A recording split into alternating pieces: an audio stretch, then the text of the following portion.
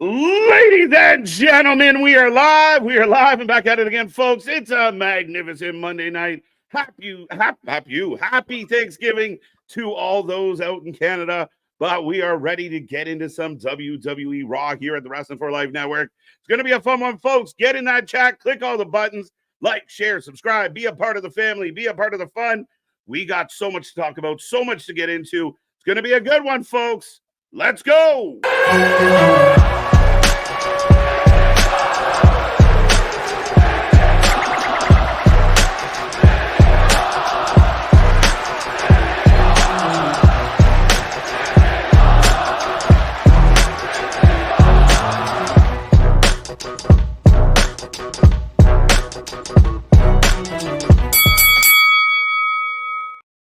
Ding, ding, ding. We are live and back at it again, folks. Like I said, we are the Wrestling for Life Network.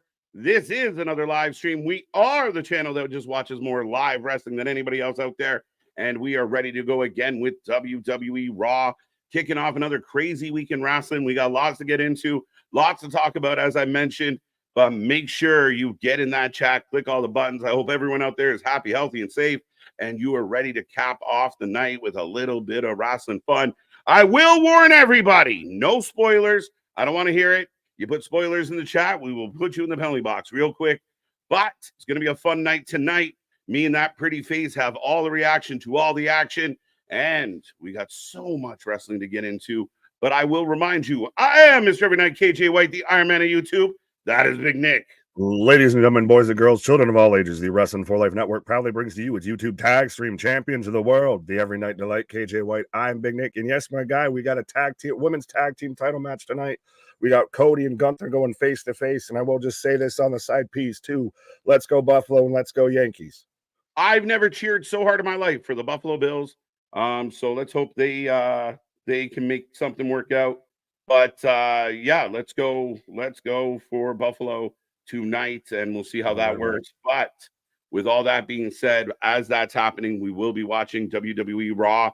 Again, no spoilers. We don't want to hear them. Nick and I do our best to avoid them so we can react organically to what happens on the show. But yes, a very interesting show tonight. We're building towards Crown Jewel. Cody's going to be on the show, a little bit of a face-to-face with Gunther. Women's tag titles. Braun Breaker taking on... Who's he fighting? There you go, Kofi Kingston. As the New Day saga continues to unfold, we'll see what that means, what that looks like. But we'll see this chat fill up and get in there. Say hello. Don't be quiet. Don't be shy. Hit all the buttons. And again, enjoy the show with us. Be a friend, tell a friend as we continue to pass milestones. And we are rolling towards 6K subscribers. So be a part of the family. Let's have some fun. Absolutely. Nick, what is on your wrestling mind tonight? Well, I mean, there's some things non-WWE that we could talk about if you want to. Oh, my Lord. Well, no, not the other company, too. This is actual true independent wrestling and everything. And I guess I'll tie this in because we've got all the bloodline stuff going on in WWE. We've got this Samoan showing up, that Samoan showing up. But apparently a former Samoan, formerly Manu Alpha Jr., out there smacking around an 18-year-old going shooting a match because he was a Puerto Rican playing a Samoan. Don't ever get caught playing a Samoan, folks. It's not a good idea. But how do you feel like that's like, I get maybe the whole thing of like, don't portray my culture or whatever, but like, my guy, like you own a wrestling company, you're obviously a seasoned veteran. You don't think you could maybe pull the kid aside and have a conversation instead of smacking him around in the ring? It's very old school, Nick. It's something that would happen in the territory days of somebody rubs you the wrong way, someone disrespects the booker or disrespects you, so you take them to the woodshed. It's not something that happens very often in modern day wrestling. Outside of a Brock Lesnar throwing a bomb or two, generally, things get dealt with in a different way. A little surprised that, again, you know, if you are going to run your own show, I mean, it's not a really good look for you. Yeah, I don't think this was on his promotion, but I do know he has his own promotion as well. Yeah, absolutely. Like, but normally you only see it with, like, say, a fan jumps the guardrail or something like that. Like, I know Jacob's done that before, famously in MLW. A fan jumped the guardrail and he stomped him out. But you normally don't see that now of in the ring, wrestler to wrestler. And again, veteran, former WWE performer, you could have pulled the kid aside and said, hey, after tonight, don't can do that shit. Versus you smack him around, you basically assault the kid. Yeah, again, I mean, he'll have to deal with the ramifications of that in his own way. Some people, again, it's like anything else. Some people are going to support it and understand why he did it. I think that it wasn't like it shouldn't have been that much of a surprise, right? So it was almost like, if I ever cross paths with this kid, oh, here he is. Like it's again, it might have been a bit much, a bit egregious. Take an example. The kid was 18. That's what kind of hurt my heart about the whole story of like, he was a kid. Maybe you pull him aside and say, hey, be Puerto Rican, don't be Samoan. And that you move on. But I mean, to take him to the woodshed the way he did, little surprising, especially nowadays. Yeah, I'm not opposed to if you really are, that about it and everything like that and don't agree with it, then 100% pull the kid aside, have the conversation. But going old school is interesting to see in 2024. Yeah, rare. But again, I mean, very interesting, and we'll see how it all plays out. I mean, again, it's not something in a day and age where wrestling's becoming more and more mainstream, more and more covered. We kind of want the good press. We want to, remind people that it's not all just neckbeards and anger. It's not outlaw shit, but right. Switching far away from outlaw stuff. New Japan had a show this morning, and your new IWGP World Heavyweight Champion is Zack Sabre Jr. So let's go. It's funny because I feel like Zach was super hot for a while and then kind of tapered off. So it's kind of nice to see Zach's, I mean, he's not, over the hill by any stretch, still a young man. So for him to kind of get some comeuppance, I mean, New Japan's kind of been gutted in a lot of ways. We see a lot of the New Japan guys that are now over here. That kind of prevented a guy from, like Zack Sabre Jr. from maybe getting that nod. So good for him. I mean, former junior world champion, former tag champion, a good moment for him. I'm a fan. So yeah, good on him. Yeah, and well, Naito always seems like he's been just more of a bit of a transitional champ, but it seems like New Japan knows that they have a direction that they need to start kind of going in, especially under Tanahashi and all of that. No more David Finlay, more Zack Sabre Jr., Naito has kind of been there for a minute. Obviously, Okada's gone. Tanahashi's now backstage running the whole shebang and everything. So now they're very much switching to guys who have been there, guys who are super talented, guys who are global, but also still young enough that they're going to be there for a minute. Yeah, and again, we see other companies. We talk a lot about TNA kind of going through these phases. I mean, we've seen it with the bigger companies. I think one of the big companies that we cover need to go through a transitional phase. We've seen the Dub go through a transitional phase. It's a necessary evil. Any sports, any type of organization, whether UFC or a baseball team, a hockey team, you go through that where your stars have kind of aged out, and now you got to kind of start bringing in some new hot young talent. So I mean, Zach is a guy that is reliable. He's going to give you good matches. There are going to be noteworthy matches booked for that title now. So again, strong move for New Japan. Maybe I saw some people kind of talking about the idea that, they didn't really have any local talent, to put it differently. So they kind of went with somebody like a Zach, where you said has more of a global touch. So again, I think New Japan, with Tanahashi at the helm, is just going through a bit of that growth period and trying to change things up a little. Oh yeah, they're very much, and it's clearly, I'll even say it, if they're moving away from actual in-house Japanese wrestlers to more European, Caucasian, more, like I said, global, more beyond that. Yeah, Kaijin. Thank you, Simone. I was trying to think of Kaijin. Yes, but well, no, that's what they're called and everything like that. So, and that makes sense, and that's really a good way to kind of relight a fire in a New Japan, because it has lost a step. I will say that. Sure. And again, how could you not? You already listed off a couple names, but there's a long list of names that have gone from that organization over the last few years. And so we'll see. I mean, again, congratulations to Zack Sabre Jr. From most reports I saw today, it was a pretty successful card, and they were pretty content with it. So, good for them.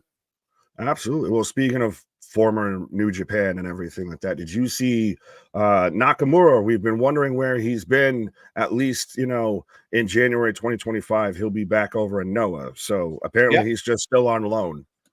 Yeah, again, I mean, I think this is something that Triple H has been pretty good with. I know some people get, for those who aren't in the know, they get a little impatient or a little worried about, like, oh my God, someone's missing.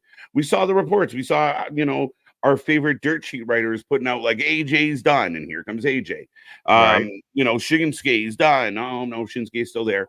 But again, I think it's a good way to refresh your talent. And if you have an opportunity to let an AJ or a Nakamura or a Kyrie or whoever go overseas, do some work, get them off the TV, because we, you know, it was kind of like Becky Lynch. Like, a lot of people talked about Becky Lynch. It didn't matter what Becky Lynch did in wrestling at near the end there, where, you know, people just kind of were sick of her. So she goes away for 4 months, now, you know, 5, 6 months, whatever it ends up being. And then, you know, the hope is when she returns, there's a little more of a, oh my God, Becky's here. So I like what Trips is doing, is moving guys in and out, women in and out, because you can't use everybody.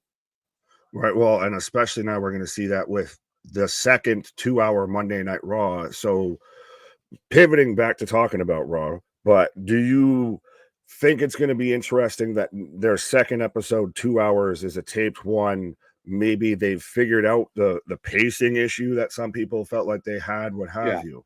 Yeah, I mean, again, it's interesting. Timing is everything. You know, these tours are booked well in advance. So, you know, we'll call it a quinky dink. I don't think one has anything to really do with the other, but the taped one will allow them to kind of, you know, really flatten things as far as how this goes. And you and I talked before going live of, you know, again, when these shows happen like this, you know, we'll get a little more pre-tapes, a little more promo heavy. Not a whole lot of groundbreaking things happen because they don't want it spilling out before you see it. But with that being said, and I still stand by this, the people out there last week that were whining and crying about, oh, there was a pacing issue and they were rushed. It's bullshit. It's bullshit. It's still bullshit. They were fine. They knew 2 hours was coming. It's not like they woke up and have never run a 2-hour show. NXT has been 2 hours. SmackDown's been 2 hours. They weren't like overwhelmed, like sitting there on a Monday, like, what do we do? What do we do? Oh, just send them out. Ah, no. I mean, again, the pace quickened by design. It had to quicken, but I really liked what happened. I really enjoyed the fact that it was faster, and I'm never going to complain about a 2-hour show. I want all the shows to be 2 hours. I don't want any of the shows to go 3 hours, not Monday, Tuesday, Wednesday, Thursday, Friday. I don't want any of those days to have a 3-hour show. You want to do a 3-hour show, do a pay-per-view. You want to do a 3-hour show, do a special, but don't. I think 2 hours is the perfect pocket before we start getting tired and you know, tapping out on a Monday, Tuesday, Wednesday, Thursday, Friday. Yeah, well, I can tell you for damn sure it's 6 hours on a Saturday there, 45. About the 4.5-hour mark is right. 4.5. I'm starting to see stars. Tweety Bird's fucking talking to me and shit like that. Yeah, no. Right. But yeah, no. That opening segment for Monday Night Raw, when it goes from Punk to Seth, from Seth to Jay, and then it goes right into Jay's match and everything, I think was just, it was so well done out, because everything, like you said, it was a quicker pace, but everything still kept a pace. Everything still moved along. Yeah, for people that said it was rushed, I mean, it was quicker for sure, but rushed to me didn't, like, you don't want what we're going to have another 5 minutes of Seth and Punk arguing? No, we're not ready for that yet. Punk's going to go heal his wounds, figure out his life. Then we're going to get Seth. If you want Seth Punk at Mania, well, we got time. So let's not do that. But to plant those little seeds and then to move into Jimmy and kind of create this little moment of Seth almost being annoyed at Jimmy, I thought it was extremely well done. And for all the shows that you know, the hundreds and hundreds and hundreds of shows that you and I have covered, some nights we're like, can this promo end?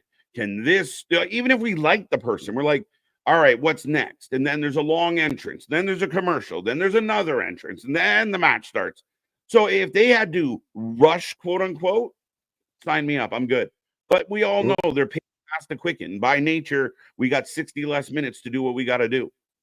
Absolutely. And when we talked about to where it folds into the next week and everything of now, maybe this with it being taped isn't the best example, but the following show after this, you can have a big week, and then you can use the talent that you didn't use on Yeah. last week on the following week and all of that. Like C Money, even great minds think alike here. Always leave them wanting more, for God's sake. Absolutely. Leave them wanting more, and nothing overstayed its welcome. It's with your favorite music, with your favorite shows, with your favorite movies. If it comes to an end 9 times out of 10, and you have that vibe of, oh man, rewind and play it again, they did a good job. Like, and that's it. We all feel like our favorite songs are shorter than our least favorite songs because those songs feel like they go on forever. Like, oh fuck, turn this off. But if it's a good song, you're like, oh shit, it's over. Play it again. And I mean, I think they've done a good job with that. I think Triple H has done a good job with that in the past. And in a world where we do see certain wrestlers way too much, I'm not naming names, but having them not on TV week in and week out doesn't hurt. As long as you find creative ways to keep the story moving, I'm good with it. People will be there. And we've seen it a lot. Where's Jimmy? Where's Jimmy? Where's this? Where's that? Now we're like, where's Heyman? Where's Heyman? I think Raw is going to have the same type of feel because you can't shove everything into the 2 hours. Yeah, absence makes the heart grow fonder. So, with that being said, speaking of absence and fonder and love, let's say hello to the chat as we're about halfway through, just past halfway through. So, folks, we are about 13-ish minutes away from the start of Raw. Nick and I will be here live for the next 2+ hours to cover Raw and figure out how you guys feel about it. Remember, tonight we're not taking any predictions. Don't want to hear your shit. Congratulations, Bradley, for regaining the predictions championship. And remember, folks, just real quick, if you're listening and you want to be a predictions champion, you actually got to put your predictions in the chat. You can't just say at the end, I did really good, and not predict anything while we're going. Hey, I mean, if you're gonna, don't knock the hustle, my guy. All I'm just saying is don't knock the hustle. There's a couple people. Oh, I went 13-0. You didn't tell us any. But that's it. Quidarius, hey, I can't knock the hustle. I can't sit there and figure and see if you can slide the answers in underneath the door at the teacher's office and everything like that. Yeah. Right. Jeff Samuelson, welcome back. Welcome back. Good to see you. Clay Lewis is in the house. What's up, KJ and Big Nick? I will be watching Monday Night Football. Well, we will be watching wrestling and Monday Night Football, as I need Alan to have a fucking night to remember. I just need a win, God damn it. What? I said, I just need a win, God damn it. We've lost the past 2 weeks. Yeah, and haven't looked good while doing it. Looking forward to PFR. Eric Isaac, welcome back. Hope that tonight's Raw is better than Wrestle Dream Saturday. Won't take much. Let's go. Buffalo says ABJ with the new avatar looking sharp on the beach, sir. But welcome, Christian. What's up, everyone? At Nick, fingers crossed for your Yankees and Bills. Did someone say the Mets won, though? Is it over? I can check that, but I'm hoping, honestly, for a Subway Series. Trust me. Okay. Life, he's a Mets fan. I'm a Yankees fan. It's going to be turmoil. It's going to be civil war in this household here. There you go. I might be sleeping on a chair for a week. There you go. It's worth it if they win. Go Bills, go. Welcome back, Mega. Daniel Berry, Sports Highlights. Love saying that name. Good to see you, Daniel. Thank you for joining us. TJ, feeling it. Denisha, always a pleasure. And the Mets won 7-3. There you go. So the series is tied 1-1. Yeah. Happy Thanksgiving, Mega. I appreciate that. I do see your Oilers logo there. Good. The stumbling, bumbling Oilers who don't show up until December every year. But they'll be fine. I know some of the pundits out there are like, what's wrong? Relax. But it's been like a week. It's been like a week. I know people like right away, like, what's wrong with Austin Matthews? He doesn't have 12 goals already. Like, fucking relax. But happy Thanksgiving. Yes, to all my fellow Canadian friends out there, happy Thanksgiving. I know a lot of us eat turkey on the Sunday and relax on the Monday. So hope everyone out there was a lot of puck in the afternoon today. So that's always good. I said puck. Yeah, I need to look into dual citizenship or something like this at this point here. It's all right. I celebrate your Thanksgiving too. Give me all the turkey. Of course. Well, 316 is back, and we're okay with my boy Dirty Dom will be getting his push real soon because they trademarked his name. All right. We'll see what happens. Right. Polo Ryan, welcome back. Always good to see you, sir. Hope the Golden Coast is beautiful right now. Odds, welcome back. Trekopedia, welcome back. Alexis White is with us. Dale, the OG, reminding everybody, no spoilers or you will be blocked. We did say penalty box. We'll give you a warning. Yeah, no blocking. You get 2 minutes in the penalty box. You get 2 minutes for high commenting. Listen, if you get blocked from this channel, you earned it because we really don't like it. 100%. We try and get along with everybody here. But real quick, Alexis's comment. You don't have to click on it because I saw it and we can talk about it briefly. Did you see the connections that everyone was making of Brian's last Raw was against Seth, his last SmackDown was against Roman, and now his last AEW show as a full-timer was against Dean Ambrose, Jon Moxley. So the Shield has effectively kicked the shit out of Daniel Bryan, is what I've gathered. They did their job. It just took like 10 years, but they did their job. Right. And I mean, again, I saw reports that Daniel Bryan handpicked Moxley. We heard the same thing with Sting's retirement. He handpicked how it played out. I do still think there's a level of, I'm the boss, I'm the booker. We got to do what's best for this show moving forward. I don't mind Moxley being the champion. I'm curious, what does him putting the belt in a bag mean? They didn't celebrate with the belt. He just took the belt and gave it to Claudio, and they bagged it up. Like, yeah, let's go. So I don't know what it means, bro. Are we getting a new belt? Is it? I still need to figure out why he's so mad at Danielson. They have done a very loose job at that, but still, I'm waiting to see where this goes. If they start to go full board to that edgy thing, and I know we didn't exactly like the ending and everything because it still didn't make a ton of fucking sense. But if they're going to start going that way, then embrace it. I'll be fine with it. I'll start to accept it if you're going to fucking go full bore with it. Well, that's what I mean. And a lot of people talked about it, and we took a good amount of heat with some of our reaction to it.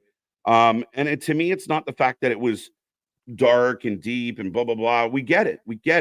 It just lacked emotion. It felt like it didn't have that feel. I want chaos. I want to feel like, oh shit, something bad is happening. And it just didn't feel like that. And then all these wrestlers emotional and teary-eyed. I want anger. I want rage. Like I said it Saturday, and I had been sitting here for 5 hours when I said it, but everyone acting real fucking soft is starting to bother me. Where are your Nagas?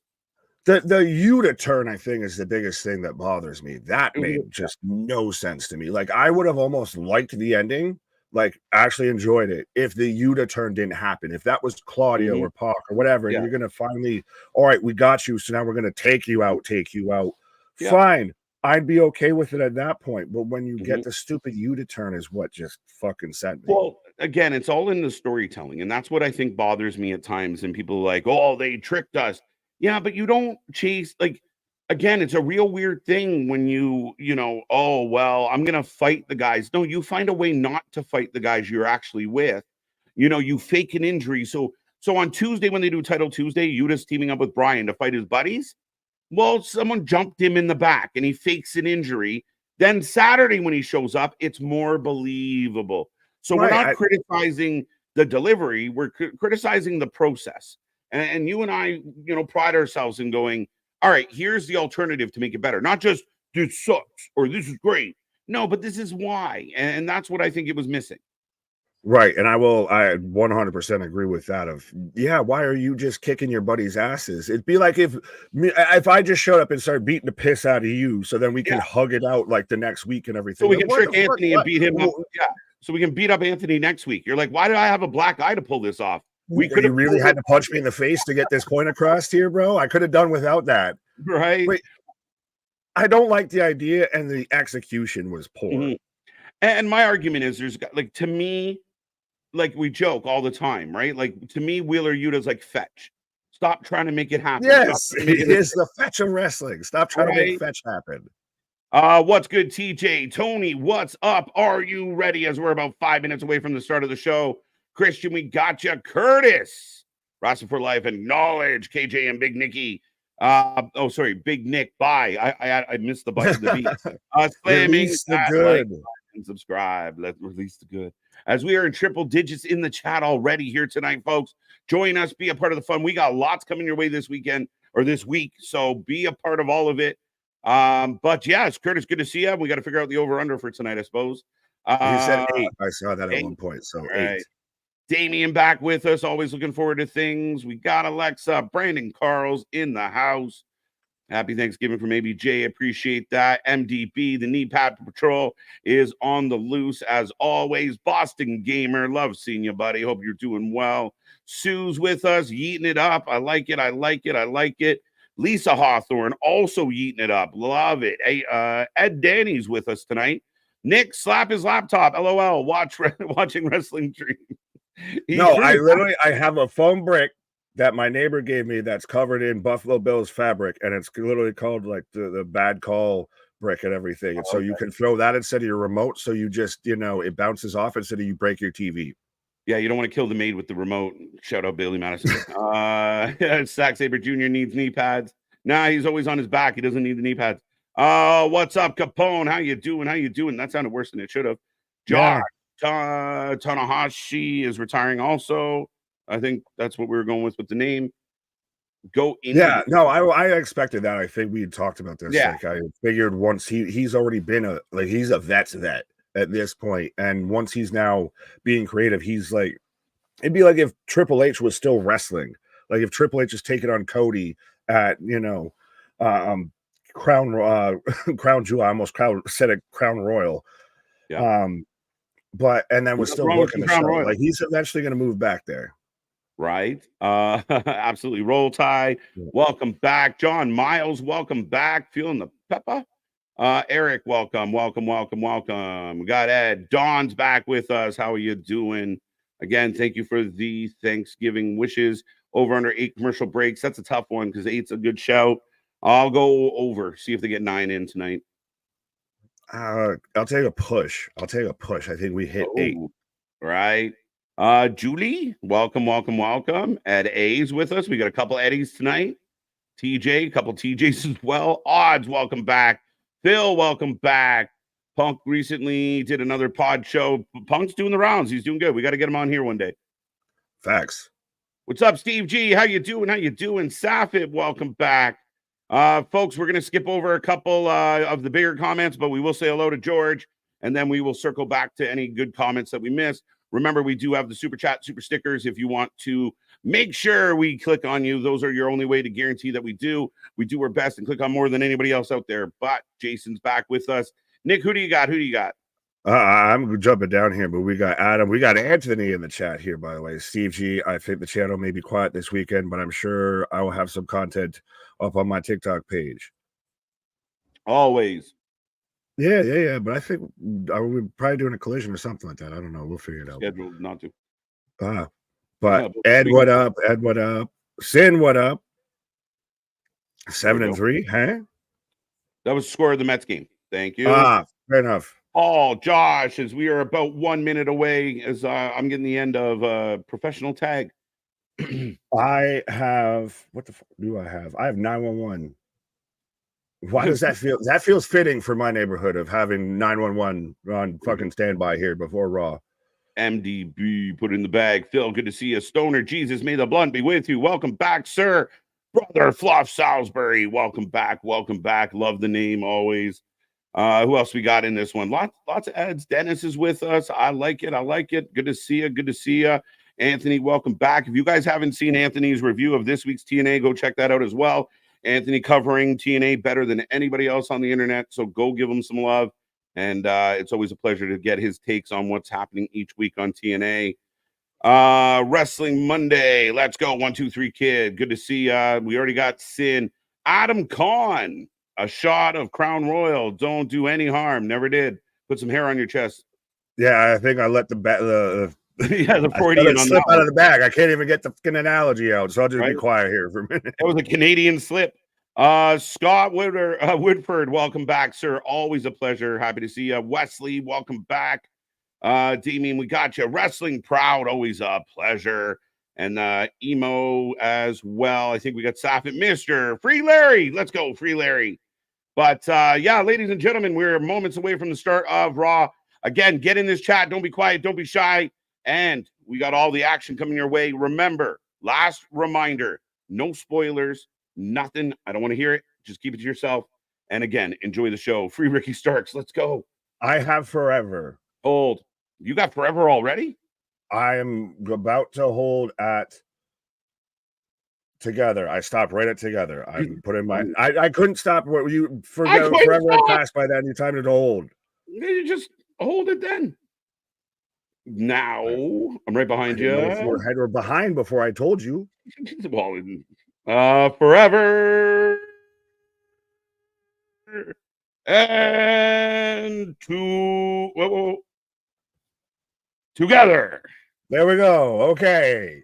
All right, Again, ladies I'm and putting my gentlemen, hands we're up synced afterwards up. too, so I can prove I don't refresh or anything. Free Lucha Bros.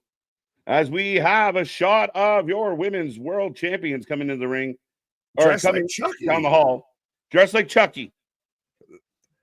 They saying, see, they already talking smack just with their outfits. They're saying, Io Sky and Kairi Sane are just child's play. That's why they're coming out here dressed like Chucky.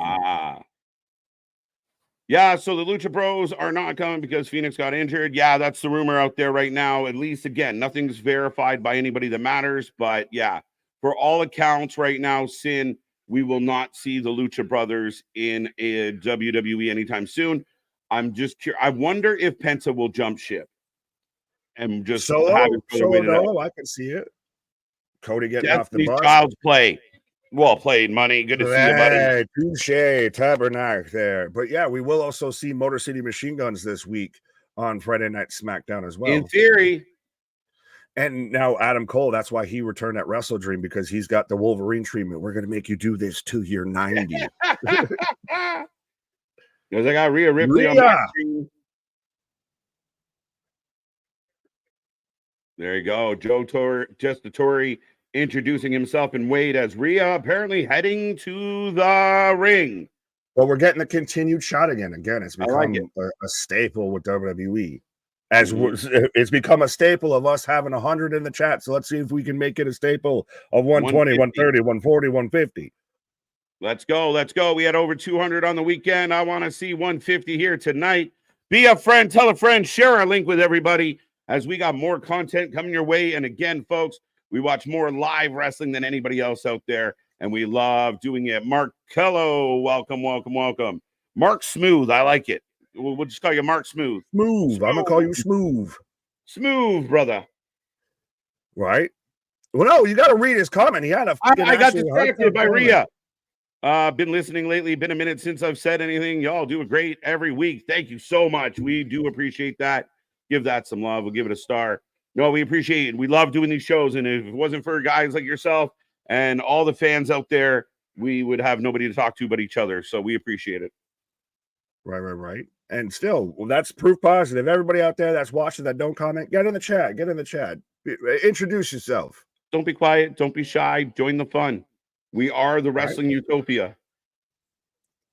As we are going back to Friday, where Liv cost Nia the win, and Naomi picked up a W. And Anthony screamed with joy. But yes, 100. Well, it's interesting now that we've got to, instead of build towards stories between like Rhea and Liv, we've got to build towards a bit of Rhea and Nia Jax because the crown jewel. And I mean, again, you look at what happened on Friday, and they kind of doing a decent job of paralleling the stories, making them kind of interweave a little bit. It doesn't feel overly messy yet, so I hope they can maintain that, because this could get messy, but it's only the 2 matches for the next few weeks. Right.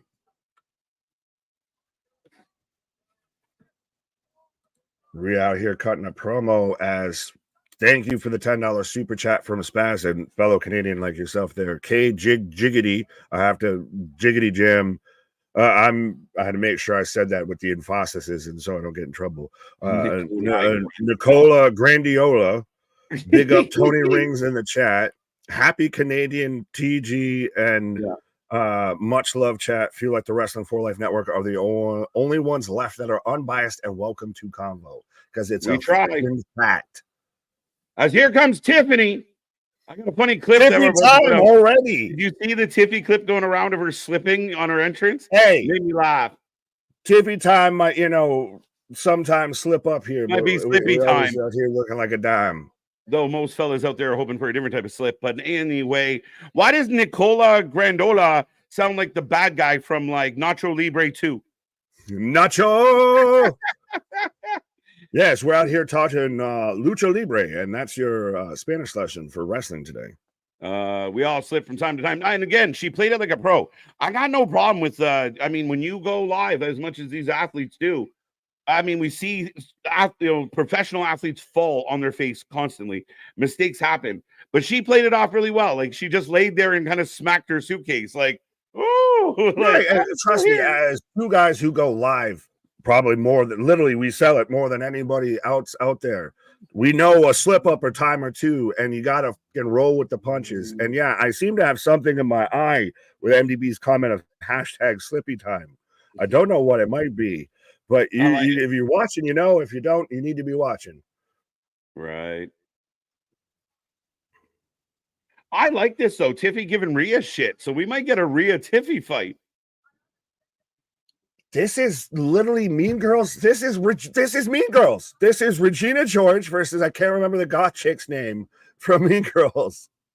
100%. This is Barbie meets Hot Topic. Watch, the chat's gonna have it in 2 seconds. Who's and that's fine. Girl? So that when we do the Spicy Wings trivia show, I know who to trust. I want to know who's right and who's a reliable source right now. Oh, we're pushing each other around, but everyone, Liv and Raquel, and Liv gets ballsy because she has a bodyguard. She's got a heavy pause. She got them heavies. Right. Raw, let's go. I do like, though, that the fact that Tiffany is kind of like the silver server for the Galactus of Nia Jax here. She's the voice. She's the Ludwig. She's the Kaiser. What is sloppy about this, Paul? If this was 4 guys doing the exact same thing, you'd be perfectly fine. Let's be real. What is real sloppy about this? It was nothing. They didn't do enough to be sloppy. Yeah, they've done all of like 2 moves. They did some clubbing blows to the back and lived through the briefcase at Tiffany. Yeah. What's the problem? And again, when Liv jumped on Rhea and they fell in the corner, I want that to look clunky. I want that to look unorganized. I want that to look like it's not supposed to happen. How many times have you jumped somebody and sat there and it looks perfectly in sync and it's a 5-star Meltzer jumping and everything like that? No, there's no work rate in ass kicking. Right? Quick, hold my hand while I spring off this rope several times. Right. Before you punch me, I got to hit a tope. How many muggings include ... dive? Yeah. How can we be mad with that start to this show? I'm happy. Let's go. Again, why are we gangbanging on fucking opening credits? Yeah, why are we gangbanging on breakfast? As we're getting a video montage for the champions. Oh, we can't call them Le Champions. He's ruined. You know what? I'm going to hijack all his gimmicks. We are the Ocho once we hit 8K, folks. We're going to be one of those that we're just waiting for all the trademarks to pass anything Chris Jericho and just buy them up. Yeah, I know there's certain other channels out there that love ripping off every other channel that's better than them, but we're going after Jericho. Fuck him. But we're better than him. Oh, Misfit, what up? Frank, another Raquel botch on that chokeslam. If she did botch the chokeslam, I didn't catch it. I didn't see it. I might have missed it, but again, define botch. As I do like we're going like with what we got with Asuka and everything. You're allowing Io and Kairi to cut a promo in their native tongue and you get the subtitles. The same thing we got with like Nakamura. Right. I'd rather see them actually be able to get the right emphasis and shit on everything instead of having to worry about pronouncing everything correctly because someone's going to fucking go at them on Twitter. What is this? What? Oh, here we go. The building goes dark and a storm is coming, folks. Oh, so we're going right into the women's tag match. There's not much announced for tonight. I'll be honest. I have no idea what's going on outside of a couple things. I heard Jericho's going to Raw. No, it's just Jericho is rubbing everybody raw. That's a different story altogether. Pause. I was looking for the joke and you found it. I want a heel faction, Orton, KO, Sammy, that take on everyone, including Bloodline. Steve, highly unlikely, unfortunately, though, especially with the security footage coming out of KO beating up Randy.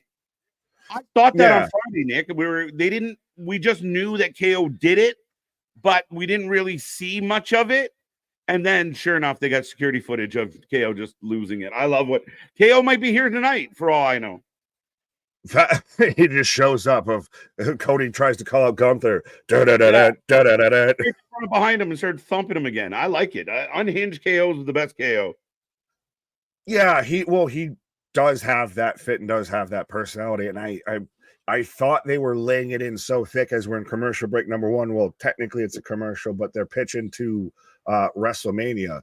But I thought they were laying it in so thick that they weren't gonna really like go that way with it. But I mean, the way that they did it, they've got the social media game figured out. Mm-hmm. And you know what? You had me like you had me on the fence of like, yeah, shit, I think he's right. Like they're really digging into this, and Randy seems super nice. And I don't like when Randy's super nice. I don't trust it. And then sure enough, you know, right after Bad Blood, here we are beating him up. And I love the fact that KO right now is I didn't turn. Cody turned on me. He's Drew. He's Drew in this situation. Right? Listen, these motherfuckers whoop my ass up one side of this continent and down the other. And now all of a sudden you want to be friends with them? And you want to be friends with them. Yep. And again, we all been there. We're like, all right. What's that? Glacier. Let's go. Yeah. Jade has the Glacier entrance. I like it. Pink Lemonade Jade. Break number one. Yes, ladies and gentlemen, we are on break number one. I'm going to take a moment while we're in this commercial break, and we got 112 people out there. Remember, take this link, share it with everybody you know, anywhere they talk about wrestling, whether it's Reddit, Discord, Instagram, Twitter. Share our link. Facebook's another one, and let people know about the Wrestling for Life Network. We're super excited as this Thursday, the hosts of this channel are going to go mano a mano in a wing off, so to speak, as we are going to test our trivia knowledge, our trivia savvy, and go head to head and see who's going to eat the most wings. Essentially, how this is going to work, folks, is one of us going to ask a trivia question. Whoever gets it wrong is eating a wing. Whoever gets it right gets a point. And the first one to eat 10 wings is out and loses. They range from mild to holy shit. So stay tuned for that. We're looking forward to it. Shout out to Fuego for all their hot sauce, because we might be a regular customer of Fuego. But if you like hot wings and you like trivia, Thursday, be here, 8 p.m. We're looking forward to this. This is a long time in the making. Thanks to all the pay-per-views, we had to keep bumping it back. But this Thursday, we will go live. And I know how competitive each of us are. So it's going to be a fun Thursday night. And if y'all want to get some wings and some hot sauce and play along, by all means, be here live with us as we take it on. And again, a show very much inspired by, you know, the likes of Hot Ones, but the whole new twist to it. And again, other people try and do trivia and such, but we do it on a different level. This is going to be funny, and I wouldn't miss it for the world. All right. 100%. I mean, I'm out here just training my guy. I'm out here popping jalapeno peppers like I'm Rocky Balboa marching up the steps. I'm out here in gray sweats and a headband. You have no idea, my guy. But trust me, if my fantasy football record and anything like that, my fantasy year so far is setting me up to be a total flop on this. So you're going to see at least one of us, if not maybe two of us, melt our faces off and sit here and try and have to talk wrestling, you know, while we've got, you know, a face full of Scoville units. Pause. We're getting up to 6 figures in Scoville, just around the 6-figure mark. So we're really going to test it out and see how we hold up. Anthony, Nick, and I are going to have a lot of fun with it. So yeah, we're looking forward to it. Again, we welcome everybody to join us on Thursday for that. Again, super pumped to bring you guys new content. What? And you can help us cheat, yes. or you can put wrong answers. Or you can set us up for failure. So it's gonna be a lot of fun. And again, if you're a wing enthusiast, which I am, this is going to be great as King of the Wing tournament. Let's go. Maybe if we get to maybe after we get 12,000 or something, depending on how King of the Wing goes, we'll end up with a championship belt. We'll have to mail it between me, you, and Anthony. Hey, you never know. We might start inviting people from the chat on to see if they can melt their face. I was praying for you guys on Thursday. Thank you, Wesley. We're gonna need it. Like I said, our starting level is 2.5 times Frank's extra hot, and we go all the way up to just about 6 figures in Scoville. So we're really ghost pepper is the last sauce. Yes. Right. Rhea demanding something from Pierce. Yeah, but Tiffy. Yeah, no, I'm waiting for this. I'm excited for this because I like the hot sauce stuff. I like, having the spicy stuff. Who would have thought having, a significant other that can't eat spicy food at all makes you want all the spicy food? I'm like a dog marking my territory. If it's spicy, then she can't have it. I'll have that. Yeah. Right. I'll take it. Right. As we got Tiffany, Pierce, and Rhea backstage. What about her? Oh, that was wicked. Adam Pierce just looking at her like, what the fuck? All right, beat her up. There you go. So again, Tiffany and Rhea teaming. Barbie, that's amazing. MDB. Barbenheimer, yes. Leave Rhea alone, says Larry. Welcome back, Larry. Good to see you. Willie, it should be dubbed the hot tag. Oh, that's a good one. Oh, that's a dope one. It might be renamed that. Carolina Reaper. Dude, I got a fucking Carolina Reaper sauce 2 weeks ago. And when I sampled it, the lady gave me a little like wooden spoon. And yeah, holy shit. I put it on a burger and almost died this week. So hold on tight. Yeah. Oh, yeah. There's a video I think going around, or at least I have it. I might be able to release it to the public here of where I was eating. It's funny you mentioned hot ones because I had their last dab and it was a boneless wing completely coated in it, and I instantly ran to the fridge. I was like, can't talk, burning. I'm just downing a gallon of milk instantly. Everybody out. I have to poop. Family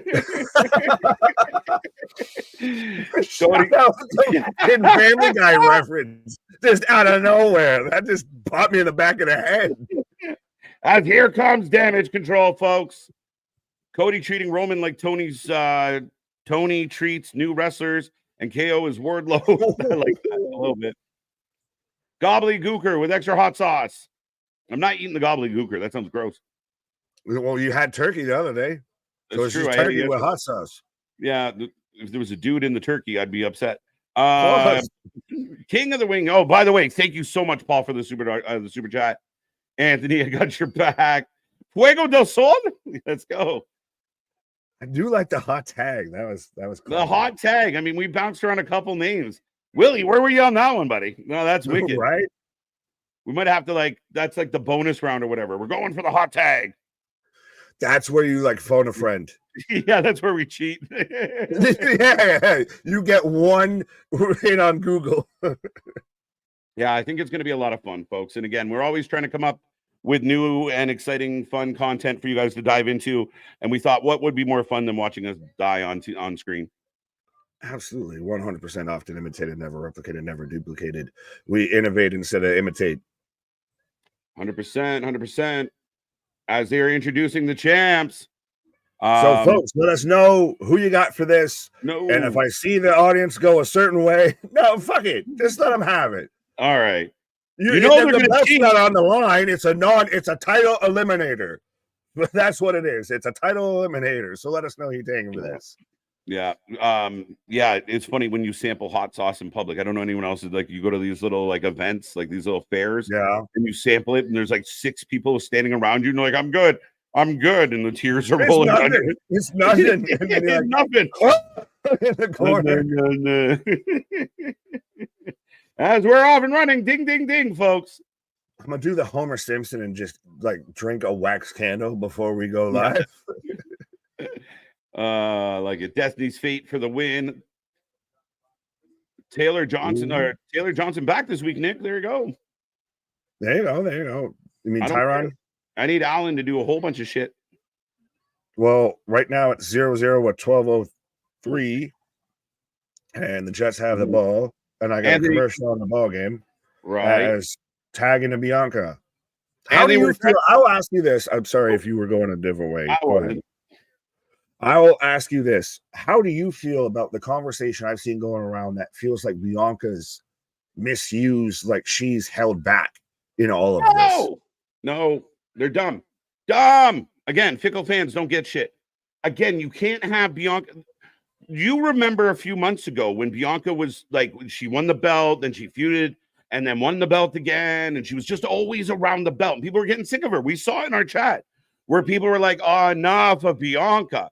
So then they move her out of the main event picture and put her in the tag team division, and they've made the women's tag belts matter.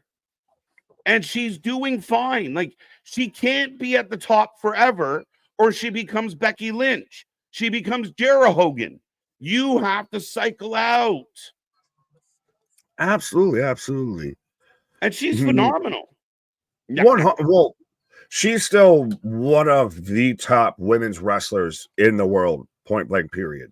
Whether she's in a trio, whether she's in a tag team, whether she's in a singles faction, or singles feud, what have you. Right. Yeah. She's I like that. But she is helping with the development of Jade. Like, Yes. her working beside Jade is doing wonders for Jade. 100%. It's helping. You need to blend that in. You can't just drop that shit in and expect it to work. You need to help bring her along a little bit. Right. Anthony, for you, we're going for purple. Purple. See how purple we get this one. I'd rather have Bianca and Rhea. It's going to be fun. As we go back into commercial break, I agree, because I feel legitimate tag team. They do, don't they? Like, I agree with Willie. Like, they feel like a tag team. They feel like, you know, who's going to take them down. They lost the belts. They got them back. You know, they made unholy union. Yeah. Yeah, that is unholy union. You don't second guess yourself. I kind of did. I was almost on holy confession. But making the amen. But they made them feel a little more legitimate. They're battling like Damage Control, even in the absence of Bailey, who's moved on, and Asuka, who blew out her knee. They feel relevant. They feel fun. They feel important. 100%. And I'll agree with Keyshawn on this. It also keeps Becky away from the main title scene for the time being, like you were saying. And they're coming out here with matching attire and everything. Like, it's a whole vibe. They actually feel like, it's funny how the women's tag team division in WWE is now better than, I will say, the men's tag team division in AEW. Well, and I think it's actually been a little bit better than the men's division in WWE, to be honest. Fair enough.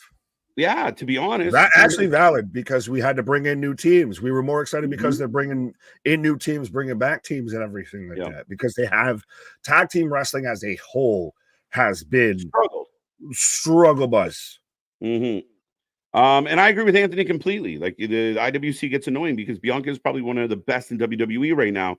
These folks don't know what they want. But again, it's like, if the IWC booked wrestling, we would have no undercard, no mid card. Nobody would ever lose.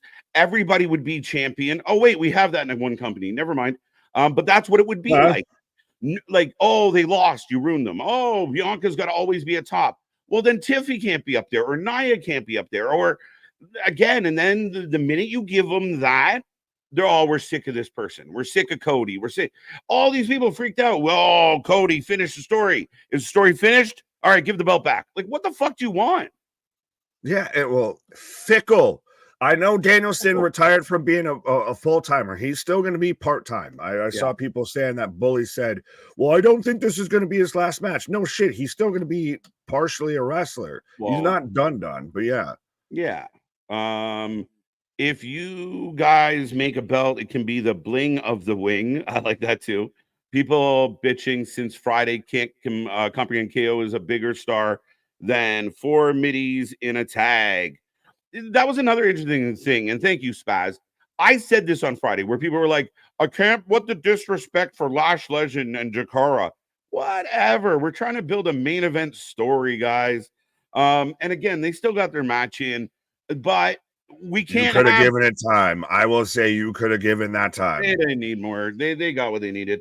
And they're not done yet. Again, it's just a taste. It's a teaser. The first one's free.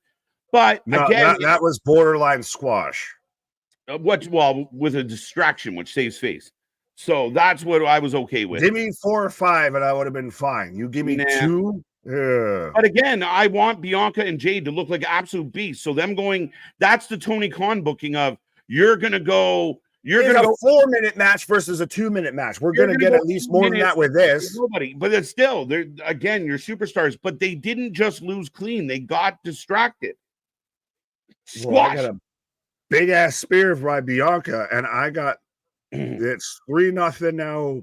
Jets as Johnson's running the goody. ball. But yeah, shout out JV, But all of that, everybody letting us know the score, keeping us updated. But yes. there you go. Track But one out. yeah, I mean, again, we want the chaos that is KO. So if he didn't interrupt that match, he would have interrupted someone else's match. You can't have chaos if everything's uniform. I will concede that point, Your Honor. Yeah. I will concede that point. I would have been fine, though. Like I said, you just give me 2 extra minutes. Just give me 2 extra minutes, and I would have been fine. Right. I ain't asking for a lot. I'm just asking for 2 minutes. Like a couple more minutes would have saved the day. Like I don't It get just might have helped them showcase a little. Like I get. Well, they're gonna like Lash looked like a complete badass for the time she got. And again, and I get that most of this conversation stems from fucking Twitter. So I will again concede that point of, your average wrestling fan doesn't have a fucking stopwatch in his timing, whether it's a 2-minute match or a 15-minute match. But I just don't want to see your I will say this. I guess I'm biased because I'm a fan of Jakara and Lash, and I do really like them. I think they should be up more on the main roster than what they are doing in NXT. So I would have liked to see them, but yes, I will. Yeah. I mean, again, and I don't want to see champions pushed to the limit by every Tom, Dick, and Harry out there. I want them to see, they got to look like as the right now they're as Jade drops Bianca. Looks a little, You made me hurt my friend, so I must squish you. Pause. People are comparing Adam Cole's return to Roman. Yeah, those people get coloring books for Christmas. They make grilled cheese. I'm making it at night, Dad. They make damage control on fire. Right? If you got it, you got it. If you didn't, pop up insane elbow. Hey, I like this shit. That's again, they're a fantastic tag team. The women's tag team division is starting to actually find its own. It's this weird, interesting division now. Well, that's what people looked at last week of like, they'd made that 10 woman tag match, which I hated. I thought it was not fun, but I understood. They were like, look at all the tag teams we have, technically. Right. Well, and even then, so what? Well, you can have the 10 women. The assisted pendulum swing. Yeah, you can have a 10 women's tag match. Oh, look, or you can have a no women's match. Bro. All right. All is forgiven. Bro. Well, I want to say all is forgiven, but it's making sense. Well, it also does help that I'm sure they were already in the building because they taped this. Right. Well, I will say this. If there was no distraction, you were really right, because you make this young up-and-coming team look pretty shit, but they were smart enough to distract them. So it's a shorter match because of the KO stuff. But again, now here they are. Oh my God, they're still being used. There's potential there. And maybe Halloween Havoc, we get a rematch. Wow. Oh, KOD from Bianca onto Io. Wow. Was it Io or was it Kyrie? I'm pretty sure it was Io. Yeah, it's Io. So interesting. Again, Misfit, we could have a long conversation. I think Bianca's up there, but I mean, we could debate the merits of a couple other people as well. I give Bianca a lot of fucking credit, though. She's really impressed me. She's one of the most, if not the most athletic woman they have. 100%. But again, the damage control you lose because of Jakara and Lash. Like I said, you threw it out there with Halloween Havoc. That sounds like actually a solid idea, my guy. Like, see it again. This is why we do what we do. We'll back it up and we'll find alternative routes and alternative solutions versus just, I fucking hate it. Well, what did you like about it? Well, I fucking hate it. Like I said, it's very easy to find things to criticize. And even some of the podcasters I'm a fan of, when you're looking through a microscope and you don't see before or after, you just see that very moment, it's very easy to cut something up Right? It's even like Saturday. I didn't like the finish, but I am curious where it's going. Yeah, I may not like it, but I am intrigued. I didn't like how they pulled it off. That's all. Yeah. But the tag titles, Pierce is giving the champs shit.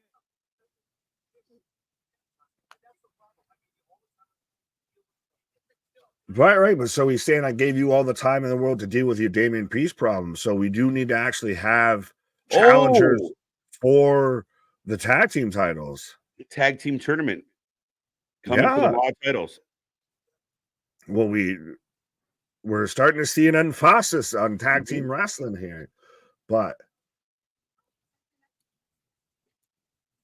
when's the rematch with Damian and not getting it? I'm out here wearing Finn gear. Where was it? I wanted to laugh at something.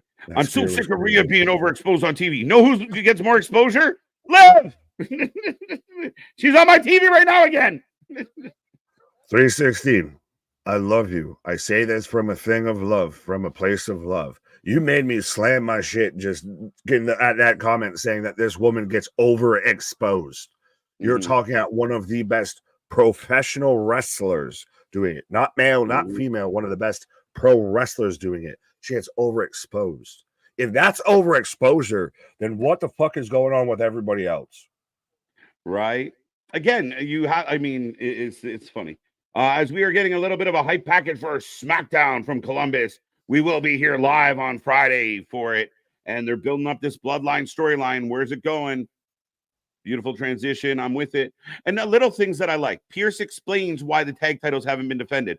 I gave you a chance to work on your Damian issue. Now it's dead. Now you got to go back to defending those titles. Good job. To put, loose ends. As we are in commercial break number 3, I might be fucked with taking the push here as we're a half hour in and we're already 3 deep here. Every 10 minutes. Damage Control needs some wins. They're starting to become the whipping girls on Raw. Maybe. I don't. You might be right. I can't remember the last win they had. Did they beat Unholy Union recently? But again, yeah, the champs are the champs, folks. Right. Well, you do want to see them get pushed a bit and everything, but again, it's you finding that line of trying to push everybody with also no one takes a loss type of shit. But they do.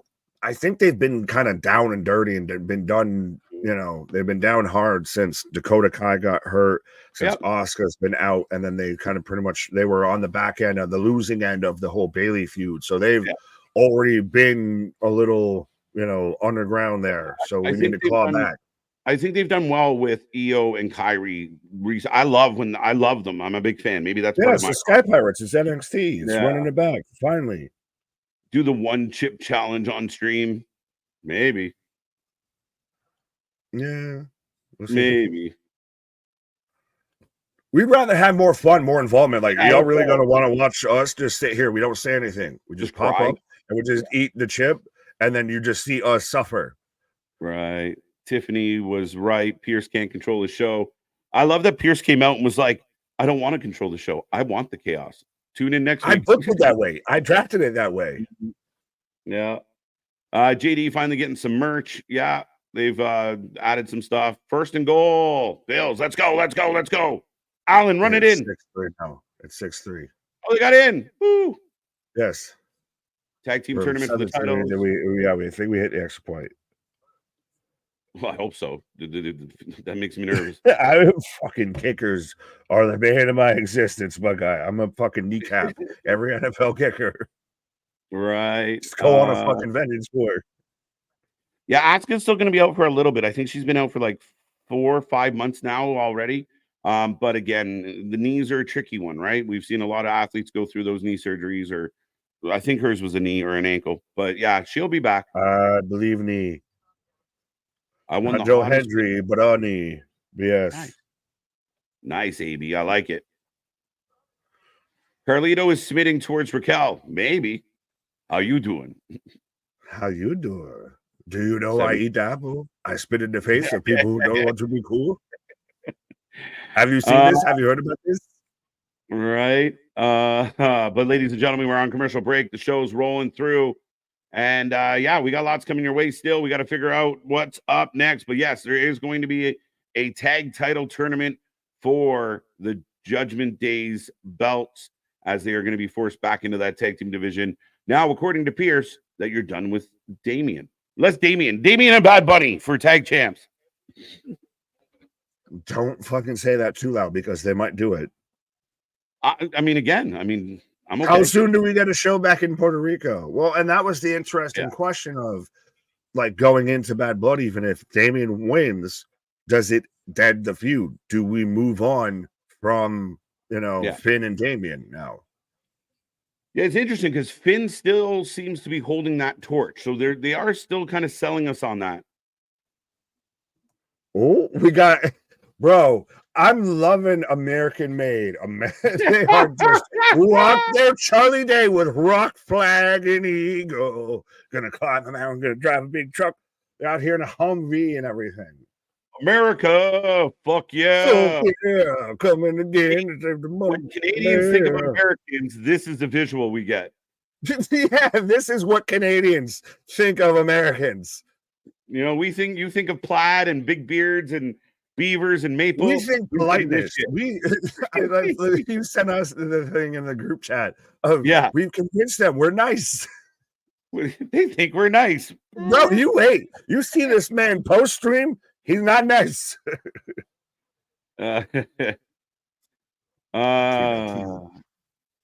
Sweet and spicy, folks. America, fuck yeah. Yeah.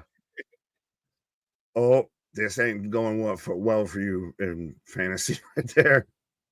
Oh, I did. Fuck off. Sorry, but yes, Kyle, what up? Yes, American Made. And then we cut to Braun Breaker here. As we cut from, I guess, the Breaker to American Made. But yeah, no, with that, if KJ is taking a pause for the cause, 100%. But yeah, is anyone else kind of there of, like, Braun Breaker went babyface? Like, he clearly was going babyface. And then now we've switched back to heel because we heard, we saw, we felt the reaction, what have you. Like, I get trying to do the whole fake out thing, but that was not that. That was him going babyface because they had him going after Gunther after it. And then they realized, like, it didn't test well, my guy. We need to put you back as heel. We need to have you go after Jey Uso here.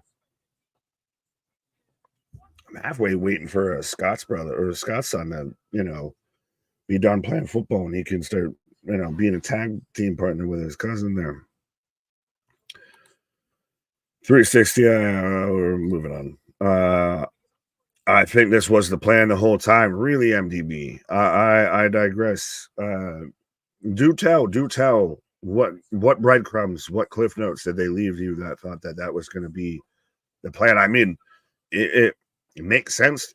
We thought that's where they were going to go with it, but that weird little, like, hiccup feels a little odd to me. I know Braun Breaker out here saying he's been talking about Jey Uso, saying he's been sucking off his family's legacy. Pause. With all of this, but I mean, if you want to do it on your own, you're going to take this ass kicking on your own too. So, not a bad promo from Braun. Got that fucking Steiner intensity, I will say. I like this Braun promo. Dale, I'm getting there with you. I agree. It's selling me on it more and more here. I have Allen tonight. I have a 1% chance of winning. Jobs, well, there you go. Trust me. Well, KJ's going against, he's got Allen and he's hoping that Breece Hall doesn't go off. And I'm just out here wanting Buffalo to actually win a fucking game after 2 straight losses.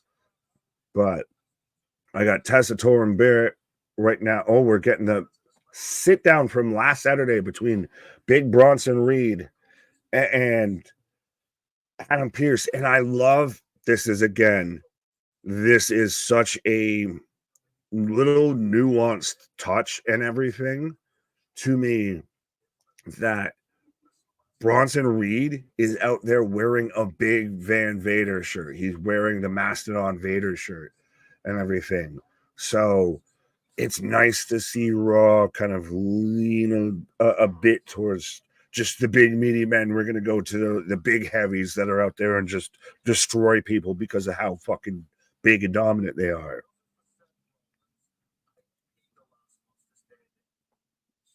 As Bronson's asking for him versus Seth, saying if it wasn't for Seth Rollins, I'd be the last monster standing. Totally for sure, Big Nick. There you go. There you go. I'm hoping Breesall goes. Yeah, of course you are, MDB. It does. For those who don't know, MDB is taking on KJ in the Fantasy Football League. But yes,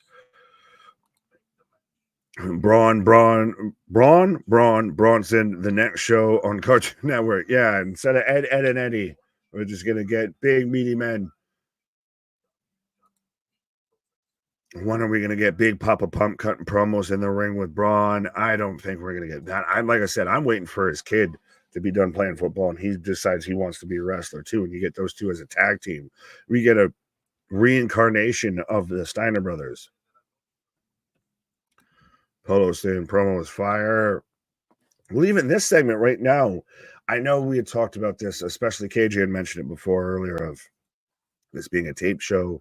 We're going to get a bit more of your pre-tapes, your video packages and everything like that. But so far, they've been pretty goddamn solid here. As I've got Alpha Academy coming out right now. As why are they still A, Alpha Academy? B, why is this still a thing after they've already been done with American Made? And C, why are they doing like the double smooches on Maxine Dupuis here with all of this? As can Jets get a fucking toe tap touchdown? God damn it. Yeah, oh, that's a, I'll give him credit. That was a dope ass catch. But yeah, goddamn fucking Jets. But yeah, we have Alpha Academy again still. Can anyone let me know as to why? I think I took the Bills D, but yeah. Can anyone explain to me why the Alpha Academy is still a thing after they've already settled their whole feud or ended their whole feud with American Made with Chad Gable of that? They're just, it's the Island of Misfit Toys now with this a bit. As now, is this a bit of a tie-in or a little bit of a teaser here as we go to another commercial break here, as I think we're on commercial break number 4 already. But for the new Fiend version that's coming to 2K24, anytime that they've kind of aired this commercial, it has either been preceded or followed up. Well, we're also getting a Mattel version of Bray Wyatt because that's what I needed to make the game entertaining. But I was going to say and Bo Dallas as Uncle Howdy. So they're adding all of that into there. Okay. Secret extra DLC for Halloween season. But I was going to ask, and you guys can let me know, of how every time it seems like they air that package where it's either before or after we get some Howdy kind of messing with some Howdy tease right now. Because right now it seems like a little bit like he might be going after the Miz. I've seen the back and forth of it. Looks like we're going to get, the Wyatt 6 taking on, Final Testament here of Howdy kind of targeting Cross here. But yeah, how are we feeling couple weeks in, couple months in now with the Uncle Howdy situation, as we are officially in commercial break? So we'll remind everybody, as I do have the nice little, image there beside me and everything. Be a friend, tell a friend, like, share, and subscribe. As 100%, we do have the Wing Show coming up on Thursday. 100%. Make sure if you want to see us melt our faces off and see if you know trivia better than us, absolutely need to be here. And we will be here tomorrow night for NXT, episode number 3 of them on the CW network. We've got the fallout of Now we've got Tony D'Angelo as your North American champion. We've got Stephanie McCool in the play here. We've got Nikita Lyons showing up here. So 100% be a friend, tell a friend. We cover more wrestling than anybody else out there, often imitated, never replicated, never duplicated. Josh saying, wait a minute, hold up, wait a minute. I'm down for Wyatt 6 versus Final Testament, says Damien. To me, is it a little, it's too much spooky on spooky. Like, it becomes like two spooky enter, one spooky leave, of two factions enter, one faction leave. At this point of, they're not going to survive if they actually both challenge each other. Like, one will get dissolved or eaten alive or run off by the other here. So, I mean, maybe do finally dissolve the Final Testament here, because it hasn't. It's been a failure to launch. It's been a failure to launch with that. But it would be interesting if you folded. Would be interesting, but I also don't see it happening if you folded people into the Wyatt 6, becomes the Wyatt 7, the Wyatt 8, the Wyatt 9. But yeah. So I get it, but it feels like when you're putting two magnets together, a little bit of, you could have been better off of finding somebody else here. Agreed, MDB, Detroit rules. What about Detroit? Terrence, they'll have something to say that would be screaming as the Ravens trample all over them. Okay, Terrence, I don't know what you're fully on about, but you can have that. That ain't even what I'm mad at. As I am in commercial break, like I said. Kyle said, Nick, what if we got Uncle Howdy versus Demon Finn Balor at WrestleMania? You'd have to do a lot of maneuvering and a lot of storytelling to get there. I could see it potentially happening, because I mean, there is at least that connection to Wyatt. Now it or to Bray. Yeah, does it become more of, again, it's the issue of if it's a tribute act or if they're starting their new thing. Because if they're starting a new thing, then you don't exactly need that callback. If it's a tribute act, probably they could do something like that. If we get the A's, we're getting the Vikings. We're getting the reveal of all the promo teases, all the promo video packages that we've been seeing. Everybody thought it was going to be, Penta and Ray. Instead, it's the War Raiders. Yeah. The only good Raiders that you can watch on television right now, because Oakland ain't doing shit, but we got the War Raiders, and they're back as the War Raiders too. And they're not, I like this because they're not out here with the stupid fucking face paint and the goddamn, shields and swords and everything. Right, yes, exactly. No shields, no stupidity. They're not out here with Valhalla with the fucking headdress and everything out here. They're not out here cosplaying Braveheart. They're not LARPing in real life. They're out here looking like actual badasses. And this fits because we know Triple H is the one who signed these guys, one of these guys, and has always pushed and gotten behind them here. And then Vince got a hold. But I know that it was almost a dead giveaway with the teases and everything like that. But I thought both guys had really dealt with neck surgeries and all of that, and were really on the bench a bit here. So it's interesting. I'm glad to see that they're both back here. And this has to be a squash match, I feel, because we've got Tozawa in here, and this is these two coming back. As Eric actually looking a little fit and a little trim out here. Speaking of fit and trim. My boys, the Vikings are back in the house. Yeah, your other doppelganger besides Kevin Owens. Eric out here showing up. Yeah, like you even pointed out, and that was the big thing that I hated before with them. They're out here. They may take our name, but they'll never take our jobbers. Like I'm so excited. The Braveheart bullshit. Yeah, I'm so excited for this, Nick, because we know how dominant they were. They were undefeated everywhere they went. They kicked the shit out of everybody. Ring of Honor, overseas. Then they got a Vincectomy. and they got their Vince humbling, and now no shields, no face paint, like you said, just looking like two badass guys. And the crowd pops for the Caterpillar. Oh, and then the big spinning back kick. But says, get the fuck out of here with that shit. Yeah, but it's like the reversal, like the vasectomy. It's like a visc instead of a brisk. But yeah, and especially as they come back as the War Raiders. They're not the Viking experience. They're not the artists formerly known as the Vikings. None of that shit. No, and they look wicked. Well, and Triple H was a huge fan of them. That's the reason why they got signed. And they were, you mentioned, well, you were talking about it and everything. They were in that conversation with the Bucks, FTR, all the super Grizzly Young Vets, all the super huge tag teams that were out there on the independents and everything like that. Dude, it was a big deal when WWE got them and how they soiled them. Over death to Alpha Academy. This is good. This is good. We get these guys tonight. We get fucking MCMG on Friday. Let's fucking go.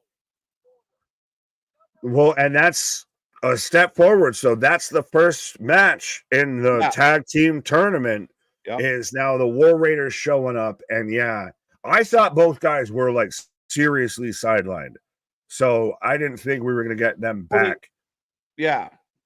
They were realistically, they were. I mean, again, their old theme is back. Look at Tozawa selling his ass off. Good for him. Oh, I got Seth Franklin Rollins. Pierce has been Johnny on the spot tonight. That little segment with him and Bronson was good. Yeah, well, that was also taped. That was Saturday. Yeah. They put that up before him. Yeah, no, he's, again, like you said, if we're getting a little more backstage stuff, a little more. Yeah. We're getting epilogue. We're getting, storytelling. We're getting, the shit that gets you to the cool chapter. Alpha Academy is a joke. That's why they didn't go 12 minutes strong with the War Raiders. They come in and they get dusted, and they should have. And again, the Vikings look outstanding. Oh, do you add that into your tag division that is already teasing to get Motor City Machine Guns and the Lucha Bros? Oh, we're getting a nice little spicy meatball of a tag team division there. Right. Well, MDB, I mean, again, y'all saying tag team wrestling is dead. I can't tell from this show so far, men's and women's. I do believe one of the initiatives of Triple H is tag team wrestling, and I think he's doing well. It's just, again, I think what I emphasize with the fans, patience. We see DIY getting more love, even if we are not super into them. Street Profits are back looking great. Now we got the Vikings are back in the house looking good. They didn't come out with shields and acting stupid. They come out and they rip the team apart. Beautiful. You're selling us on American Made, right? Because those two kids need to come up and figure themselves out. So again, I think tag team division is on a rise, and I do believe that Triple H values it more than Vince. Yeah, and we weren't saying it was dead. It's a bit more like Disturbed. It's down with the sickness. Yeah. Seth is cooking. Yeah, no, Seth is on the ball. Right. Well, as we're getting Cody Rhodes coming up next here. Up next, Cody Rhodes, Gunther in a segment, folks. It's going to be a good one as we continue to build for Crown Jewel. I know there's been mixed reviews about this Crown Jewel idea. But hey, if you're going to do it, lean into it, and they're leaning into it. Well, speaking of leaning into it, are you going to lean into getting an NHL championship belt that I'm getting a commercial for right now? The same thing. If the Bills win the bowl, if the Leafs win the cup, that's when those belts will happen. Fair enough. I'm going to show up the next day with a belt. And it's funny because, sorry, Nick, it's just funny because the Leafs are they have a very traditional logo and jersey. So there's other actual teams that I rock their stuff more because I'm a sucker for a good color pattern and a good logo. Yeah, I mean the Bills is just a buffalo with a stripe. Like I don't know. We're not exactly exquisite out here. Mm-hmm. I'm getting you OJ nameplates for yours. No. Just the juice. The juice is on the loose. Why need to go catch him? Yeah. Nice. All right, ladies and gentlemen, we're rolling on. Cody Rhodes coming up next in a face-to-face with Gunther. Adam Pearce considering and weighing his options as much as it comes to Seth and Bronson Reed. That rivalry will continue, but Seth needs to be in perfect shape, and we're not quite there yet. So by all means, we're getting there. I like the build on this for sure. Which one out of the two of you has the longer beard? I don't know. Nick's been pretty close. His is definitely darker, but mine's pretty long. It's getting to the point where it's between the nips. So pause. But yeah, it's getting there. Will Cody get 2 woes? Yeah, I think so. KJ and Nick, neither event is going to happen. No cup, no Super Bowl. Alexis, I didn't show up and rain on your parade. No, go on. Good to see you. Good to see you. After January, they could go brand versus brand since it's channel versus channel. Potentially. We'll see. We'll see. We'll see. Do you guys think that Valhalla will go back to her old name as Sarah Logan? That's a very good question. I mean, we know that she won't be around for quite a while, Wes. She is with child, so we will see what happens there, and we'll see how it goes. Yeah, thank you, buddy. Thank you for calling it out. It's the winter beard. I'm getting ready for winter hibernation. Should either Dallas, my beloved Canadians, win the Stanley Cup? I'm buying the legacy belt. Should either you're a Canadians fan, Curtis? I don't know, buddy. That's a strike. I do not want to see the Canadians win a cup because I just don't want to hear the Canadians fans in my life brag about it. But Dallas, I mean, I got a Dallas jersey for a reason. So yeah, I mean, not a bad belt to grab. I'm joining the club. My goatee is getting long. There you go. There you go. Everybody everyone grow beards. Maybe we'll start a fundraiser, or instead of Movember, we'll start, I don't know, beard-a-wary. Doesn't sound right. Doesn't sound right at all, does it? When is NXT going to be at this week? I'm not sure, actually. Good question. This week is taped, Eric, so they're still in St. Louis, I do believe. Kings are winning the cup this year. I don't know about that, Polo. I think the window for the Kings winning a cup, it might be closed for a little bit. I think they got some rebuilding to do. They got some time. Go Habs. That hurts my heart. That hurts my heart. My genetics won't allow me to grow a beard. Sorry, guys. Hey, what is this? Oh, we're getting so right before the segment with Cody Rhodes, we are getting the promo for Riyadh, for Saudi Arabia, for Crown Jewel, as that is your next major show coming up for the WWE. It will be a brunch with the boys, folks. And if you haven't got your brunch with the boys summer tour tee, go get it now, because next year it will be a whole new t-shirt. I wonder if KO. Yeah, I was curious if we get KO Randy. Could KO show up tonight? Who knows? I want to grow a beard, but I won't be able to maintain. There you go. It's years in the making, guys. Years in the making. NXT is taped because the storms in Florida last week. Yes and no, because I do believe part of the reason why they're being taped is the production crew being on the road as well. That sweet Saudi money. Yeah, that's it. I get it. I'm a Blackhawks fan. I got to see them win 3 in my lifetime. MDB, that's 2 more than I've seen in my lifetime. So suck it. Here's Cody. Let's go. Cody Rhodes coming out to the ring, folks. The next AW pay-per-view is Full Gear, November 23rd. Yes. Should be a big one. One of the big events for Tony Khan. And again, I'm super optimistic. There was a lot of online debate about how Wrestle Dream was. There was a strong collective of people out there that thought or felt that Wrestle Dream was good, was really good. I saw some people 9s, 10s. If Wrestle Dream was a 9, then we got to start rating shows out of 30. There was a lot of really good stuff. And if you guys watched our stream on Saturday, we were very positive and very happy with the first half of that show. Then you roll out, you did the swerve segment, shouldn't have happened. Then you do hologram. Then you do the Young Bucks. Then you do Jericho, and it killed the show. And again, for all the fans out there, they're like, "Oh, you're wrong."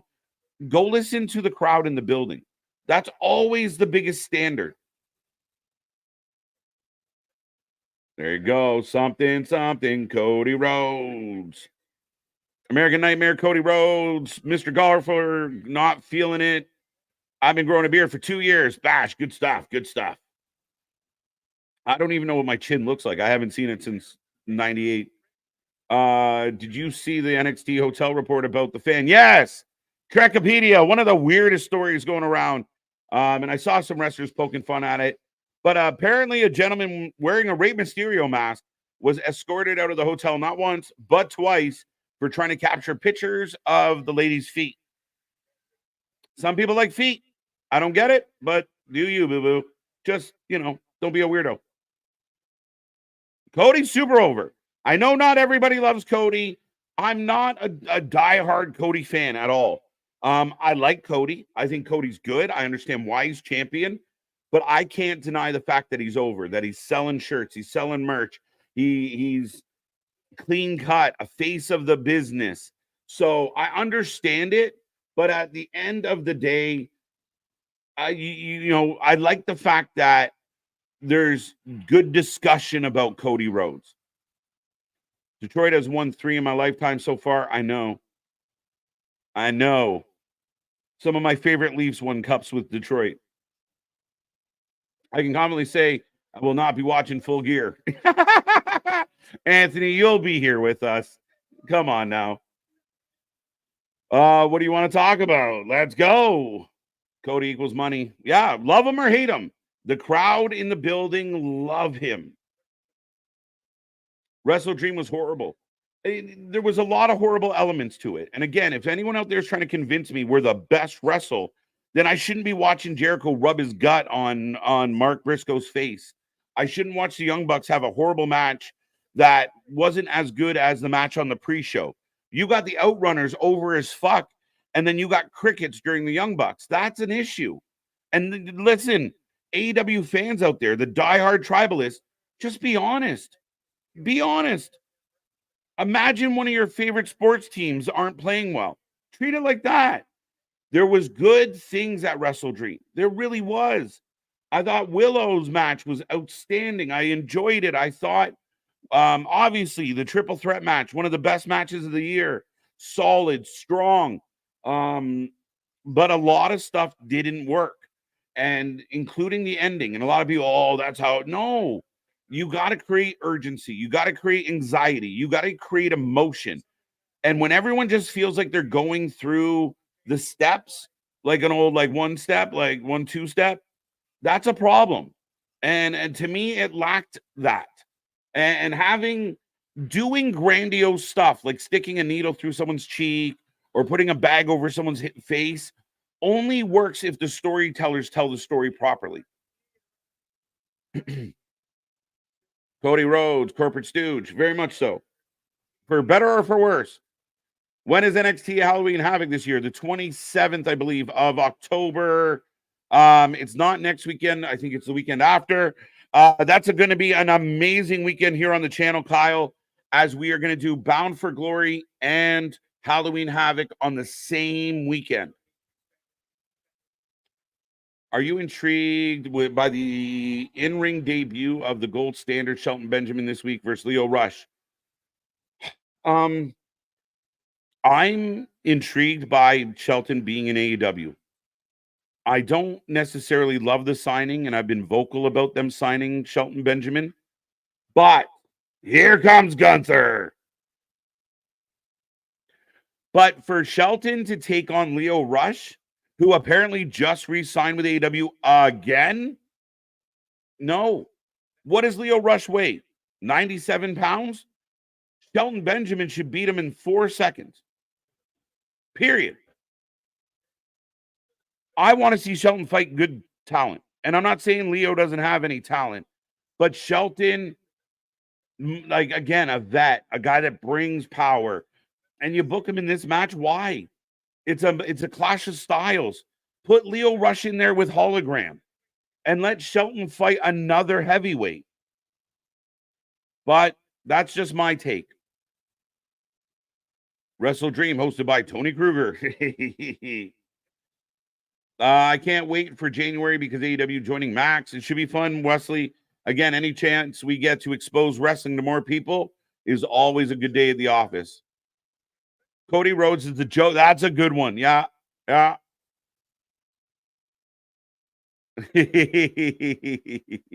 I'd look like American Dad. Last time I was fully shaved was 17 in 2000. Damn, I'm old. I think it was, and someone in the chat's going to remind me, when the Leafs blew the 4-goal lead against Boston and lost in Game 7, I had my beard on the line, and that was the last time I shaved my beard. So there you go. I like Stardust more than anything he's done in his career. That is a hot take, and he hates it. Again, a much better Cody Rhodes. I give the man credit. He's a good wrestler. He's a good professional wrestler. I think because he doesn't have a whole lot of frills, he's not edgy like a Kevin Owens or a Randy Orton. He's just very clean cut. But listen to the thank you, Cody chants. Thank you, Cody. Remember, Peter Griffin grew a beard. I don't have any birds in the beard. Sometimes I find leftovers, though. Save them for later. I don't mind what Liv Morgan is up. She found a big girl. Oh, it's perfect, Terrence. What Liv Morgan is doing right now with Raquel is perfect. Cody and Roman have surpassed Hogan, Warrior, Savage. They're getting there. Yeah, I mean, as far as the overall numbers, money, profit, you're right. Maybe not. I think they said it in the Vince McMahon doc. Like, the WWE's popularity is taking a while to come back. But that mainstream popularity of wrestling is getting there. So, yeah, I mean, it's hard. It's an interesting argument. I understand the oversaturation, but damn, man. 444, I might need some context. So, total creep. Fucking, again, like, it's wrestling fans like that guy that make the rest of us wrestling fans look crazy. Oh, you're just one of those creepy guys. No, I like wrestling. I like an aggressive soap. Leave me alone. Wrestle Dream was a pay-per-view that turned into a Collision episode. There was too many matches that didn't matter. If that was an 8-match pay-per-view, I think it would have been great. But Tony can't help himself. And fans out there don't want to be honest. Somehow they're getting off on stuff that I see no entertainment value in. And on top of that, they're getting off on, oh yeah, it was great. But why is the paying audience in the building silent? That's what confuses me. If the match in front of us, if Jericho Mark Briscoe is such an amazing match, why is nobody cheering? I like it. Those tribalists, be honest, no kidding. Well, being an AEW tribalist is like being a Leaf Bills fan. You believe in them. Yeah, but I think the difference, and I know you're about to bounce back up to talk about this with me, the difference with that blind loyalty, like when the Leafs are struggling, I will say, holy man, they're playing like shit, or we need a new goalie. We need a new coach. Welcome back as we talk to you. As Nick's here to talk to Nick. Right. Yeah, I'm talking to myself, and I don't do that in my private time either. Pause. But yeah, no, to me, I get it. It's blind loyalty, like you said, and to me, I'd rather be critical of it. Like, I can admit when Bills have their flaws and everything like that. Yeah. You still have that like tug on your heartstrings a bit, and I get it. Yeah. If you wake up on a Monday and the Bill, or on a Tuesday, and the if Bills we go 3 straight losses, I'm about to break some shit. And it's not a biscuit song. Yeah, you're going to be pretty pissed off. And you see where people break it down. Well, Allen's not playing well. The receiver core is not what it needs to be. Whatever it is, that you can. But that doesn't mean you quit on AEW. That doesn't mean you quit on the Bills. That doesn't mean I quit on the Leafs. But yeah, that's the weird fan base aspect of it. Of like, if you don't agree, if you don't love everything that the team does, then you hate the team. Like, no, bitch, I can be critical. It's like if you're I have eyes too. Yeah, like if you're a Jacksonville Jaguars fan right now and you're telling everybody, "Oh, we have the best team in the league." Well, Don't no, you admit that don't. in public. Don't admit that in public. Hey, we know you don't have the best team in the league. We can tell. And that's what to me was happening in AEW of whatever they put out, they shit on a plate and people are like, best chocolate cake ever. Right. Well, and I will ask you this. Are we getting too much Cody? No. I know, well, we've already got him clearly as a focal point with SmackDown, and he's involved with the KO stuff. He was involved with the Roman stuff. Now he's got to be involved with Gunther. So He's now your world champion. he right. So is Gunther. When's Gunther going to show up on Gunther on my SmackDown? screen, and Gunther will show up on SmackDown. Hold on tight. They're building Crown Jewel. And I mean, again, I don't know if I love how they got this, but I mean, are we getting too much? According to the fans singing right now, no, we're good. Does the Crown Jewel the Crown Jewel show, the Crown Jewel build mess up everything else in the year to year for WWE? Not the way they're doing it. And we just saw it with the women earlier tonight. Like, are we getting too much Tiffany? Tiffany was here tonight. I know you're not going to say we got too much Tiffany. No, we just missed a fucking kick. But yeah, no, I will never say we're getting too much TV time. I will always punch that clock. Right. Yeah. So again, if I had a vote, the Crown Jewel matches weren't going to happen. That is my preference. I don't love this booking, but Gunther speaking some facts, Gunther doing his thing, setting up this match. I think we'll be fine. Right. How would you book Cody versus Gunther? I wouldn't. Facts, honestly, like that's yeah. I don't love it, Nick. I mean, for people that say, well, you guys are very, a little softer on WWE at times. I don't love the booking, but I don't think Cody's been shoved down our throat. Pause. Yes, but I do like the booking that we're getting with the New Day here as they cut to backstage of Woods and Kofi still kind of having it out here. Oh, look at this. Nice update. I appreciate that, Boston. As 4-1, Leafs going into the third. Horton scored with about 10 minutes remaining. No, I don't like this update. Lucic then scored with about 1 minute and a half remaining to make it 4-3. Patrice Bergeron then tied it. So it's tied, my guy. No, well, this is going back to was it 2003, Boston? Oh. Yeah, no, it was the last time I shaved was this game he's talking about, where the Leafs had an epic collapse, as we do.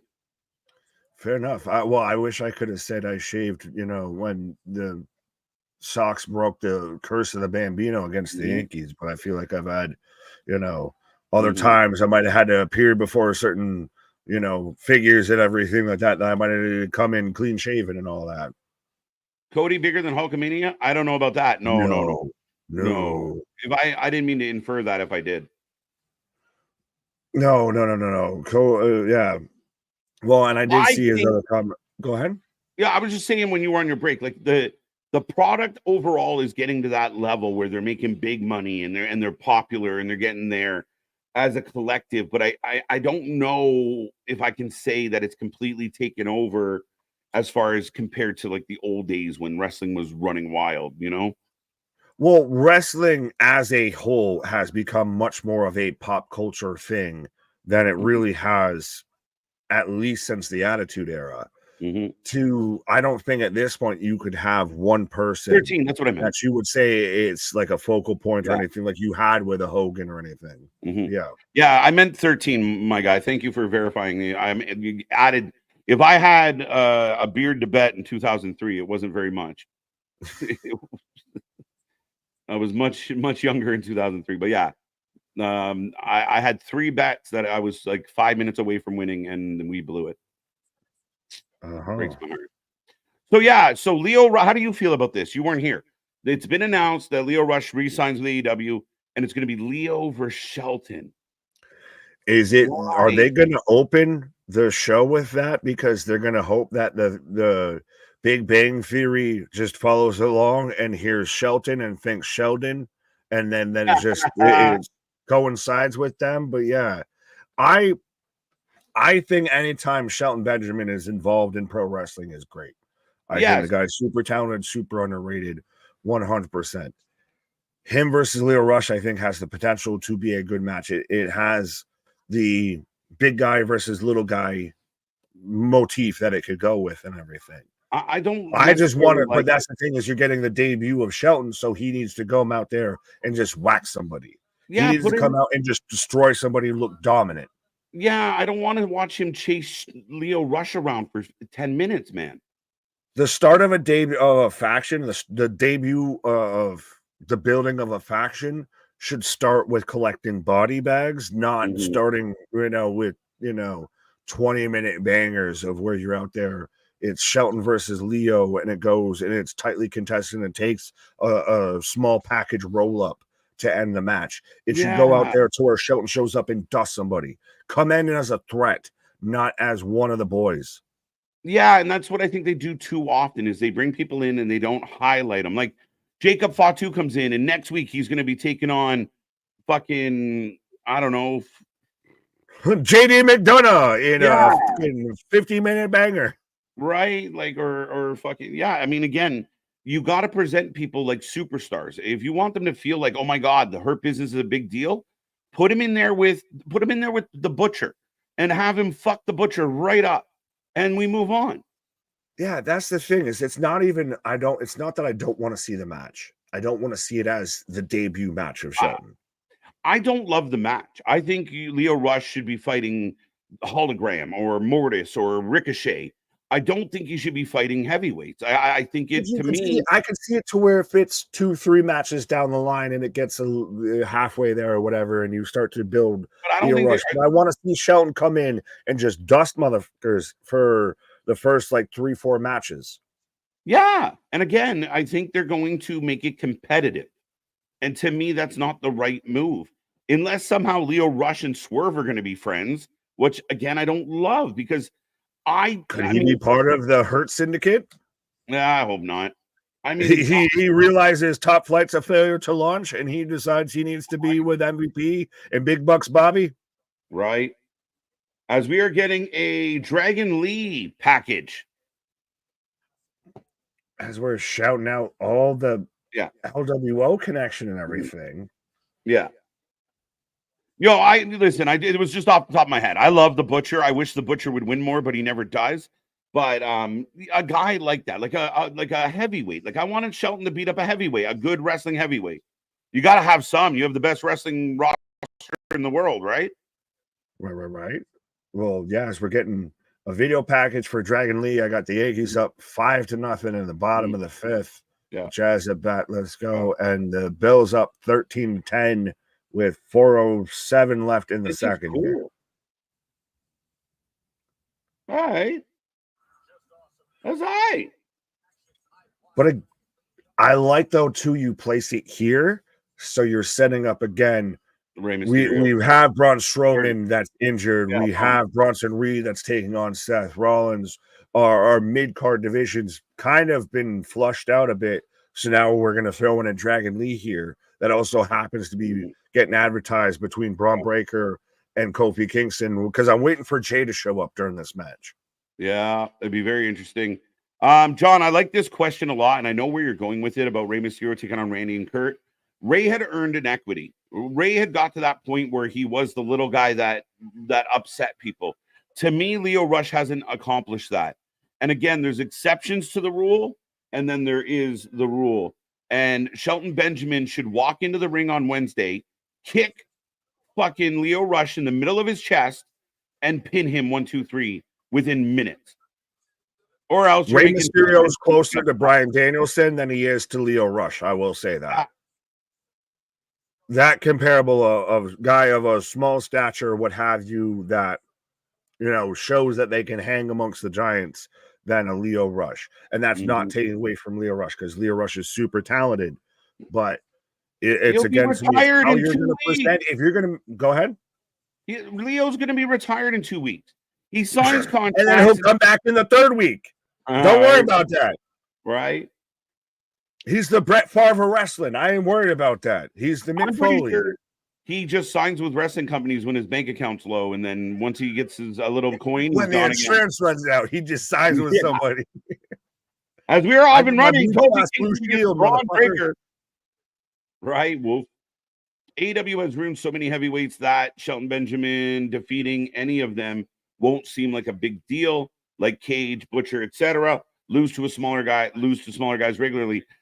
You're not wrong. Again, that's an internal problem. And I don't know if him beating up Leo Rush makes me go, oh, wow, Shelton's so awesome. You still got it. Who would you book Shelton against then? Archer? I mean, again, Archer would be fine. I'd be okay with that. Like I said, a Butcher. I mean, again, they wreck him all the time. Yeah. But I mean, just a guy that physically can, go a few minutes with them and make it matter. Because I don't want Leo going into a competitive match. If he squashes Leo, perfect.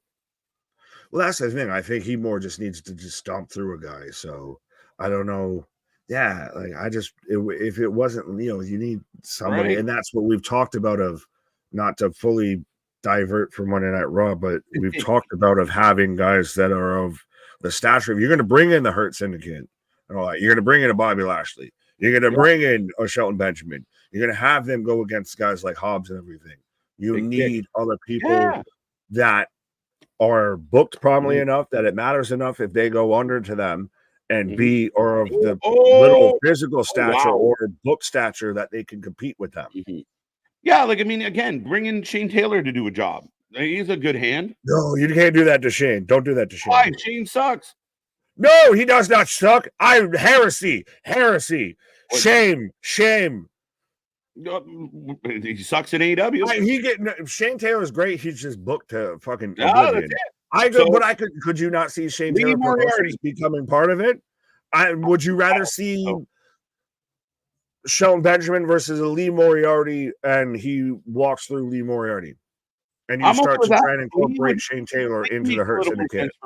If you're beating up on someone like Lee's got some size to him, not the most of it, but Shelton Ricochet out of the gate's not the right choice, Kyle. I don't think. Right. We are in commercial break right now. Braun Breaker all over Kofi Kingston. So good start to this match. Leo Rush versus Amazing Red in a retirement match. I think that happened. Yeah, I want to say that happened. Like we watched that. At least for Amazing Red. Yeah. All types of ass, literally. I like Shane Taylor. I like Ring of Honor Shane Taylor, but in this company, he sucked. They managed to make you book the wrestlers you like bad enough that you don't like them anymore. It feels a little bit. Yeah. If Leo Rush needs money that bad, he could just go back to doing the challenge. Fact. Yeah, we're in already commercial 7, says Curtis. So I think my push is getting screwed. But so is that a thing? If the pacing isn't a thing, is it? Well, we've still got 12 commercials we've got to fit in, but we've only got 2 hours instead of 3 hours a bit. That's a problem for me a little bit. I mean, again, it's a lot of commercials. Every 10 minutes is a lot. Finish a match. Go straight through a match. Go with no commercial. Something. Yeah, they're only like half the time. They're only like 15, 20 minutes long at best. Like you could spare a commercial break for that. Fuck. Yeah, Shane joining Swerve would work. Shane's great on the mic. You could use a Shane with a microphone. They never give him a microphone. Yeah, that's sad. Willie, his story should be that he's thinking guys they're giving him aren't worth him putting on his gear for because he's beating everybody easy till someone like Tech. Yeah, 100%. That's it. That's how you build. Like, I mean, it's kind of like we've seen it before. We're so sick of this guy, but that's how you build that. I agree with Willie completely. Is he just dust people until somebody becomes a hurdle that you can't just push over. That's 100% how I feel they should book this. If you're going to build them as a dominant faction, and you need to establish as a dominant force out the gate, because we saw this back and forth bullshit of to where like the Young Bucks were taking over again, and then they would have, a 25-minute, back and forth match with Top Flight. Yeah, that doesn't work when you're really establishing yourself as the dominant force. You should come out and dust people. right? And I mean, I kind of made this argument earlier about, you know, Jakara and Lash will get their opportunity. So I'm not that upset if they get dusted a little bit by the champs, because it proves that the champs are who they are, and that, you know, the up and comers got to do a little more up and coming. Pause. Yeah, right. As we're back in action, as we've got Kofi Kingston and Braun Breaker right now. What did John C say? His music is really good. Oh, We talking about Leo's music? Post. What? Have you ever heard a Leo Rush track? I've heard more Swerve Strickland music than I ever heard a Right. Leo Rush song, I will admit. How about Shelton versus Wardlow? I've heard more songs from Macho Man Randy Savage than I have from Leo Rush. Just saying. Right. Bring back Demon Finn. In time, main event girl. In time. I don't think he's overly itchy to get it, and you got to do it properly. It's got to be a desperate last resort. He needs to be both itchy and scratchy. Right. Warhammer 40K. Shout out to Henry Cavill and Shayna Baszler. Powerhouse Hobbs versus Bobby Lashley MVP. I think Powerhouse Hobbs is going to join them. But then how do you stop the Hurt Syndicate? No. I don't think he joins. You need someone like, we talked about this. You need someone like a Swerve. That's the counter. You need someone like a Hobbs. That's the counter. Like, that's why I almost don't mind if you did a Shane Taylor that joins in with them. It's a counter. You need stuff something that's going to counter.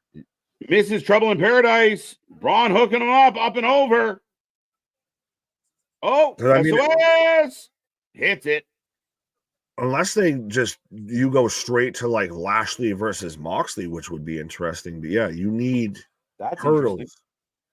Yeah, but I feel like Powerhouse Hobbs is going to be a part of this group, which makes them so dominant. It makes them so outclassed. It's like a bunch of grown adults showing up to a kid's karate class and expecting not to fucking just kick ass. Like a little bit of, there is no one of stature or size then left. Who stares Bobby Lashley eye to eye? Like, Swerve is your best bet that could do it. Maybe if you're going to salvage it or you jump him straight into the world title picture, you do him versus Moxley. But like, that pool is pretty shallow of guys that can sit there and go eye to eye with a Bobby Lashley. And I'm not saying Bobby Lashley is a world beater, but fuck. Coming down. Slingshot spear. I'm not quite sure how you can have this opinion already. Crown Jewel shows are never the greatest, but we haven't had anything really brought to the table. I see what you're surmising as Braun dusts Kofi and gets the W. But yeah, it's weird. Like, it's going to be miserable. Why? It'll be all right. They'll get matches in there. Braun should have, like, going just last thing on the whole Shelton Leo Rush conversation, or at least the Shelton Hurt Business conversation. Shelton should show up and dust somebody faster than even Braun just dusted Kofi here. Like, Kofi's at least a vet. He's a former world champion. You've got the feud built a little bit here. You've established Braun. Shelton's debut match, he needs to just walk out and dust somebody. 4-1 Yankees. Wait a minute. He's not done. Was defending Kofi. As Tessitore even mentioned, so that's when he shows up. Right. You want him to show up in the middle of the match and get him disqualified? Well, he wasn't there for moral support the way Kofi was for him. Oh, I almost said disqualified. Oh, wait, Braun back. Oh. So, CJ, hey, I was wondering when we were going to see some J. So.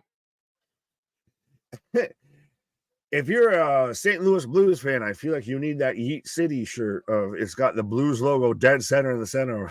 Right. Nice. As he hits his own spear. That's Jay saying, how dare you? Jay reminding him who the champ is. KJ's going to be waiting for Monday Night Raw to show up in Toronto just so we can get the Yeet Maple Leaf gear. The Yeet Leaf? Oh. I smoked the Yeet Leaf. Yeah, all the time. Where's Jay at? We just got Jay, folks. Oh, Braun Breaker down to the floor. And see, it's interesting with this of Jey Uso in all of this whole moment and all of this whole segment feels like the biggest guy of all four involved. He is.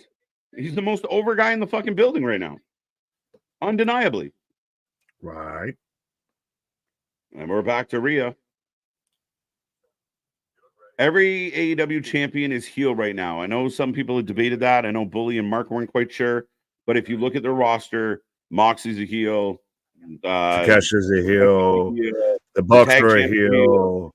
Yeah. Mariah May is a heel. Jack Perry's a heel. Mercedes is a heel. Show me a baby face in a prominent position right now in AEW, and I'll show you a fucking liar. I got a better question. Show me a really good baby face that's chasing any of these fucking heels. Touche, Tabernacle. As we got Damian talking to Rhea. If Lashley comes in, it's going to throw Shelton right in the same position he was in WWE. Yeah, I mean, could the reports be wrong? Could we do this without Bobby? No, we 100% do this with Bobby, but I'm saying I don't think you add someone else on top of that of like Shelton's right-hand man. Like he's the Jimmy J Uso to this. And MVP's the wise I think man. There's going to be more than MVP. I think there's going to be more than MVP and Shelton in this group, bro. Yeah, 100%. Maybe a Kenny King? A Kenny King? No, I think Kenny King would be cool. I'd be okay with that. As here comes our truth. What's up? What's up? People over there. What's up? What's up? You can get with that. I think by the end of the year, Darby will be world champion. Well, that's an interesting take because it's been a mess. Now, people do realize there's only 2 months left, right? Before the end of the month, like the end of the year. Whole year? Yeah, that's what I think. By the end of the year, Darby will be world champion. Like, you got to realize there's 2 months. If you want to say by the end of 2025, I can get there with you. If you want to say within the next 2 months, you can have that. Right. Break number 8. I'm glad I took the over. As we are getting a preview for tomorrow, we will be here live, folks, 7:45 p.m. As always, NXT. We are going to get a Tony D, an Italian celebration for the new North American champion. Plus, Nikita Lyons returns to take on Lola for all the chips. And Stephanie Vancouver going to make her in-ring debut as she smacks around Ren St. Clair. Yeah, a day late on Columbus Day, and 100%. We got the thickness match there between Lola and Nikita of who can twerk better, who can, throw them cheeks better. Ole, ole, ole. Ole, ole, ole. There you go. Only face champion in AEW is Briscoe by default. But he's not in AEW. He's a Ring of Honor champion. Does not count. Disqualified. Right. All the hips. There you go. All the hips. Hashtag.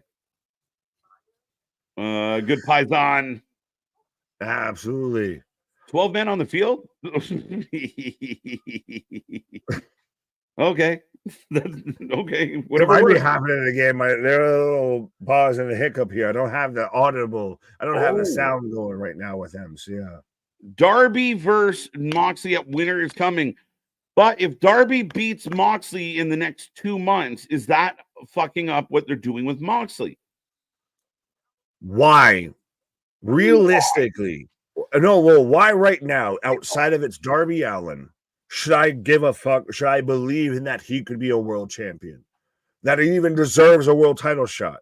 The man had a world title shot, fumbled the bag with that. Then he comes back, has an open challenge, fumbles the bag with that too. Like, what are we?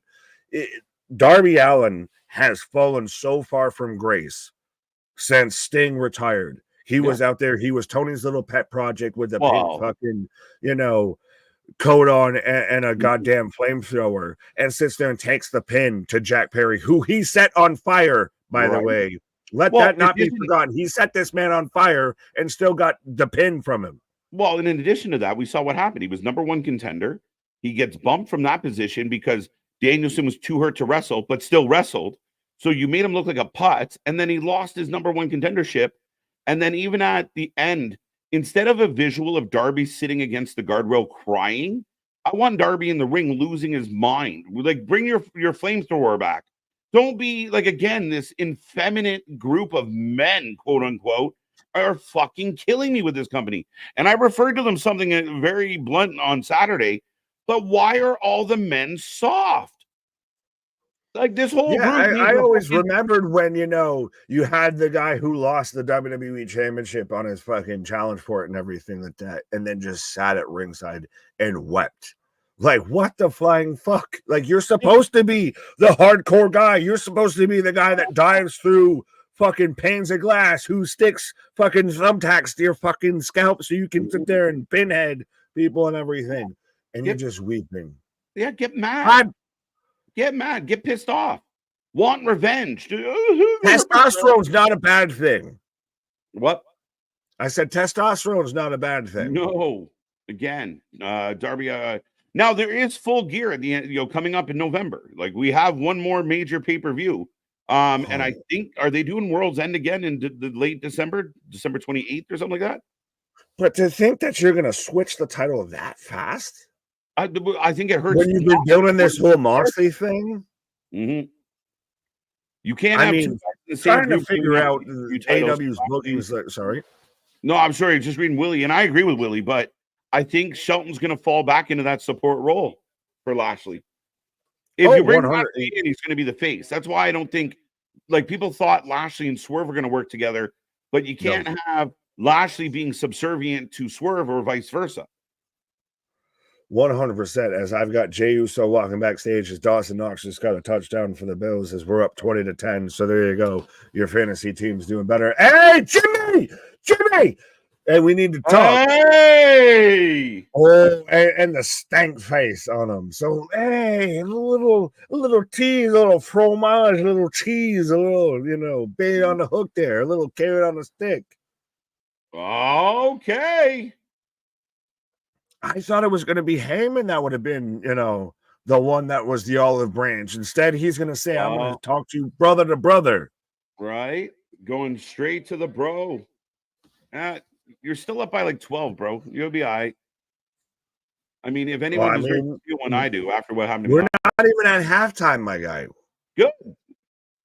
Yeah, you're fighting against yourself. Well, just, Mariah May versus Mercedes Moné. Who's your winner? Mariah May, hopefully. She's a better wrestler, better talent, better overall performer. Mina Shirakawa. Mina! We want Mina! Mina! No, I'm beating that drum until I get her. Let's go. Well, as long as you do it in private, my guy. Just don't do it in public. That's normally how you get arrested, when you beat that drum in public. Yeah, no beating the drum in public. I would really like to see Deonna Purrazzo on WWE again. I'd like to see her on TV again. Facts. I don't give a shit if it's AW, WWE, TNA. It's on my screen. Mm-hmm. They're doing Darby versus Mox already. That feels quick. We're assuming because Darby was the one that got taped up. We don't know yet. We got no the one truth. said that except for y'all in the chat. We got awesome truth one-on-one, folks. The awesome truth has imploded, and our truth out here, it is John Cena cosplay attire. Yeah.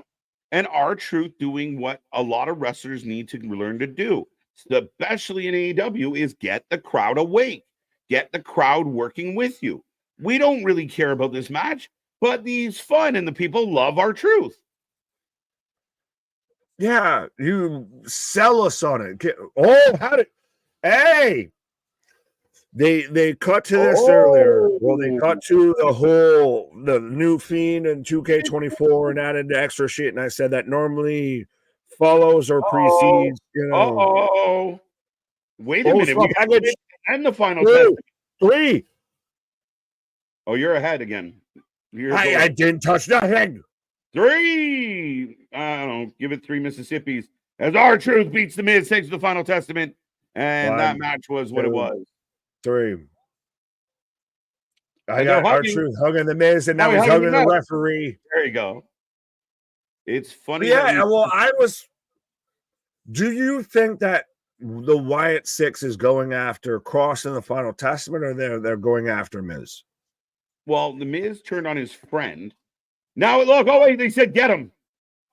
I hope they go after the Final Testament. But does that become spooky, swallow spooky, goth? It's Hot Topic and Spencer's in the same mall on the same corner. They take each other out. Oh, Miz flattening our truth. But remember, the Miz might need the Final Testament because, again, the Wyatt Six have really focused on people that turn on people. Yeah, but the Miz out here with the Final Testament is a little bit like Stan joining the Goth Kids. It doesn't kind of make sense fully. Like the Miz doesn't seem like a guy that, like wears all black and everything. Testament, I don't imagine. TD, let's go. That's Jimmy looking for Jay, who walked off, by the way.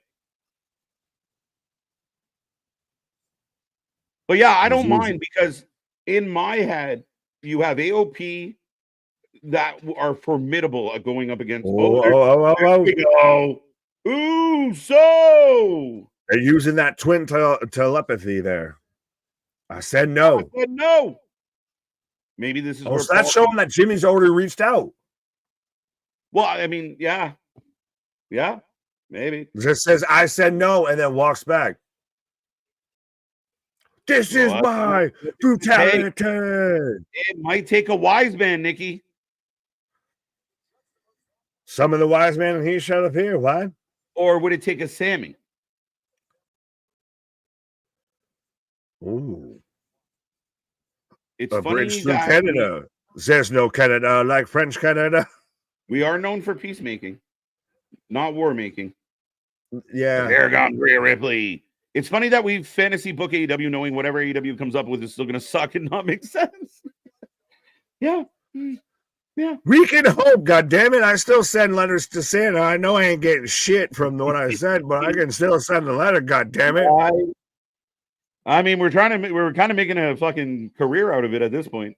Well, I was going to say, did Santa move? Did he move addresses? Has my mail been reaching him? I don't know yet. Right. There's no reason in my mind that Darby Allin even deserves a title shot. He lost too many times. You've booked him into oblivion. You're right. You now have to. You had him there, and you now have to build it up. Like theoretically, go ahead. Sorry to stand corrected. I thought they were getting Rhea to fight Tiffany. They're teaming them up together. Yes, that's hilarious. It's a tag team, like I said. That's why everyone was saying it's Barbenheimer and everything. That's their tag team name. That's amazing. I get it now. Okay, thanks, folks.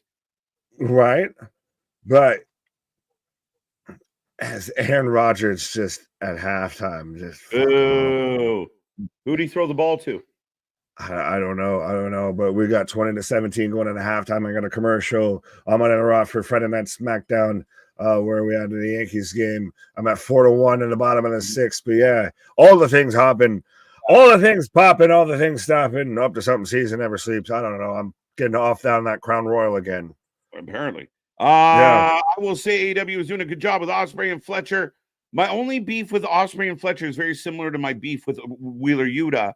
Is they, Ospreay beat him in a match, then they became friends, then they were back together, and a couple weeks later, Fletcher's back to being a bad guy. Like, you need some consistency. Consistency is king at times.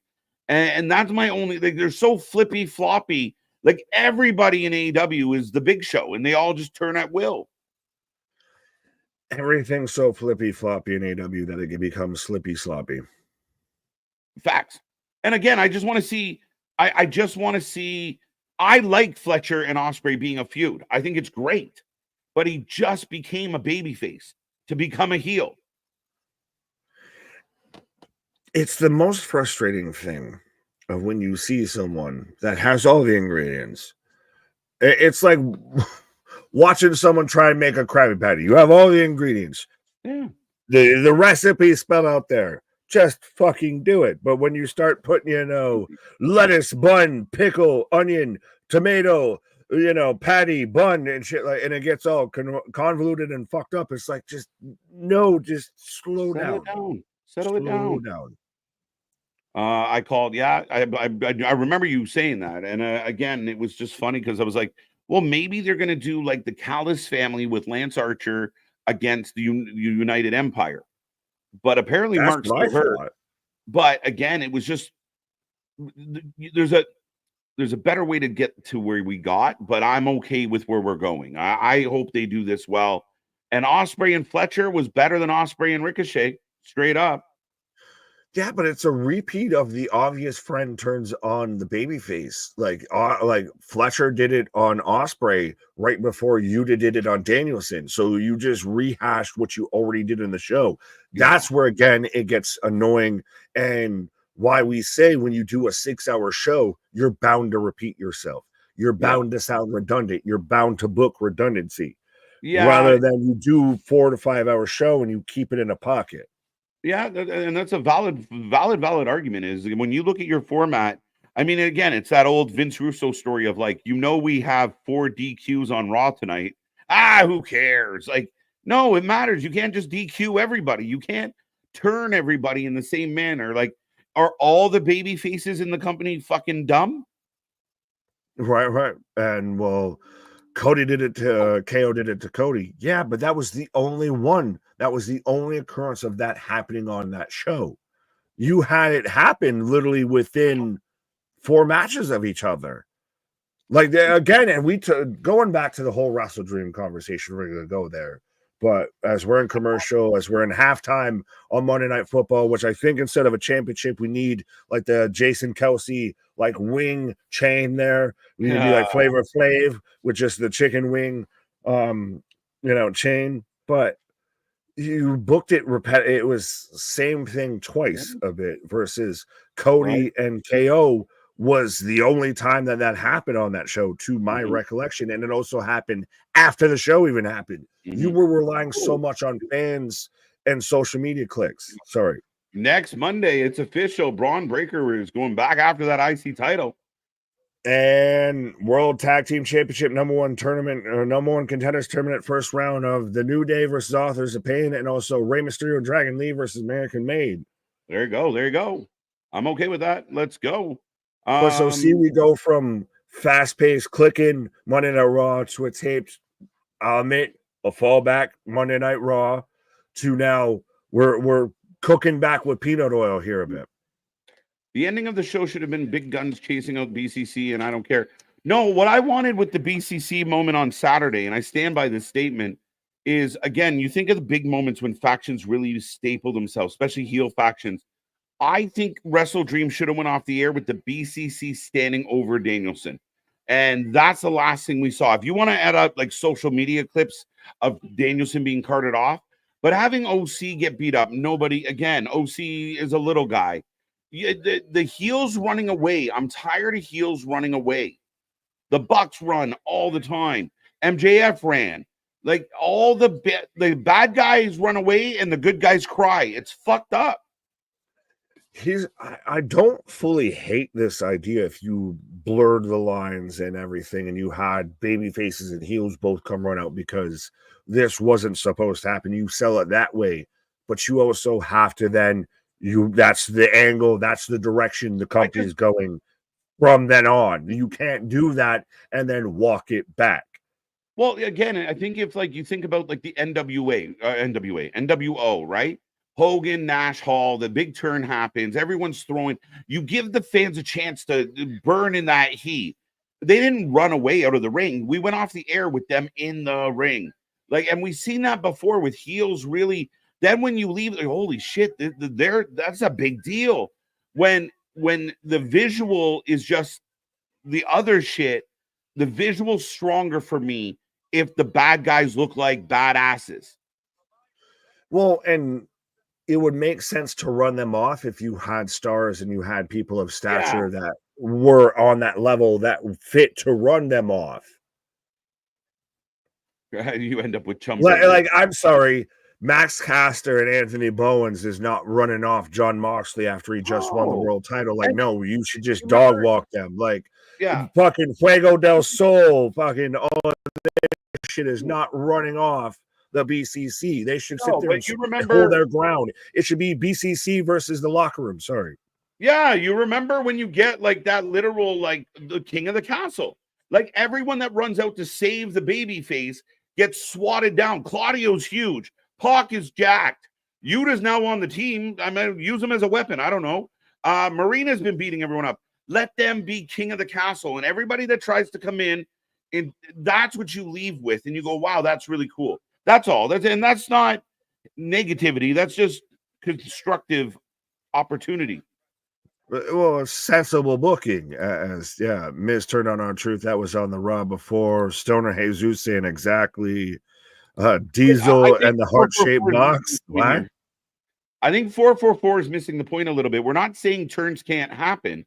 What we're saying is when you do it in back-to-back moments or on the same show in the same way. Like Yuta says, I'm your friend, I'm not your friend. And then a half an hour later, Yuta says, I'm your friend, I'm not your friend. That is the issue, is when you're like, if you have everybody turn on the same night, you lose a little bit.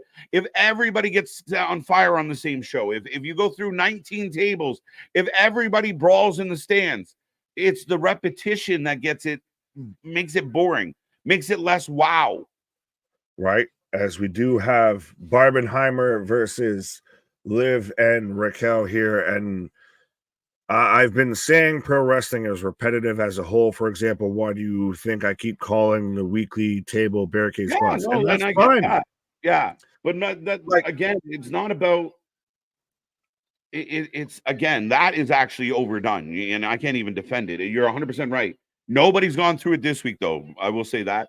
But again, it's Rhea and Tiffy are fighting, and Raquel throws Liv into them. Love it. Right. Yeah, unless I'm missing a point or like missed something within your comments or whatever, sir. I feel like you're talking, like you're saying one thing's repetitive and the other thing's not repetitive.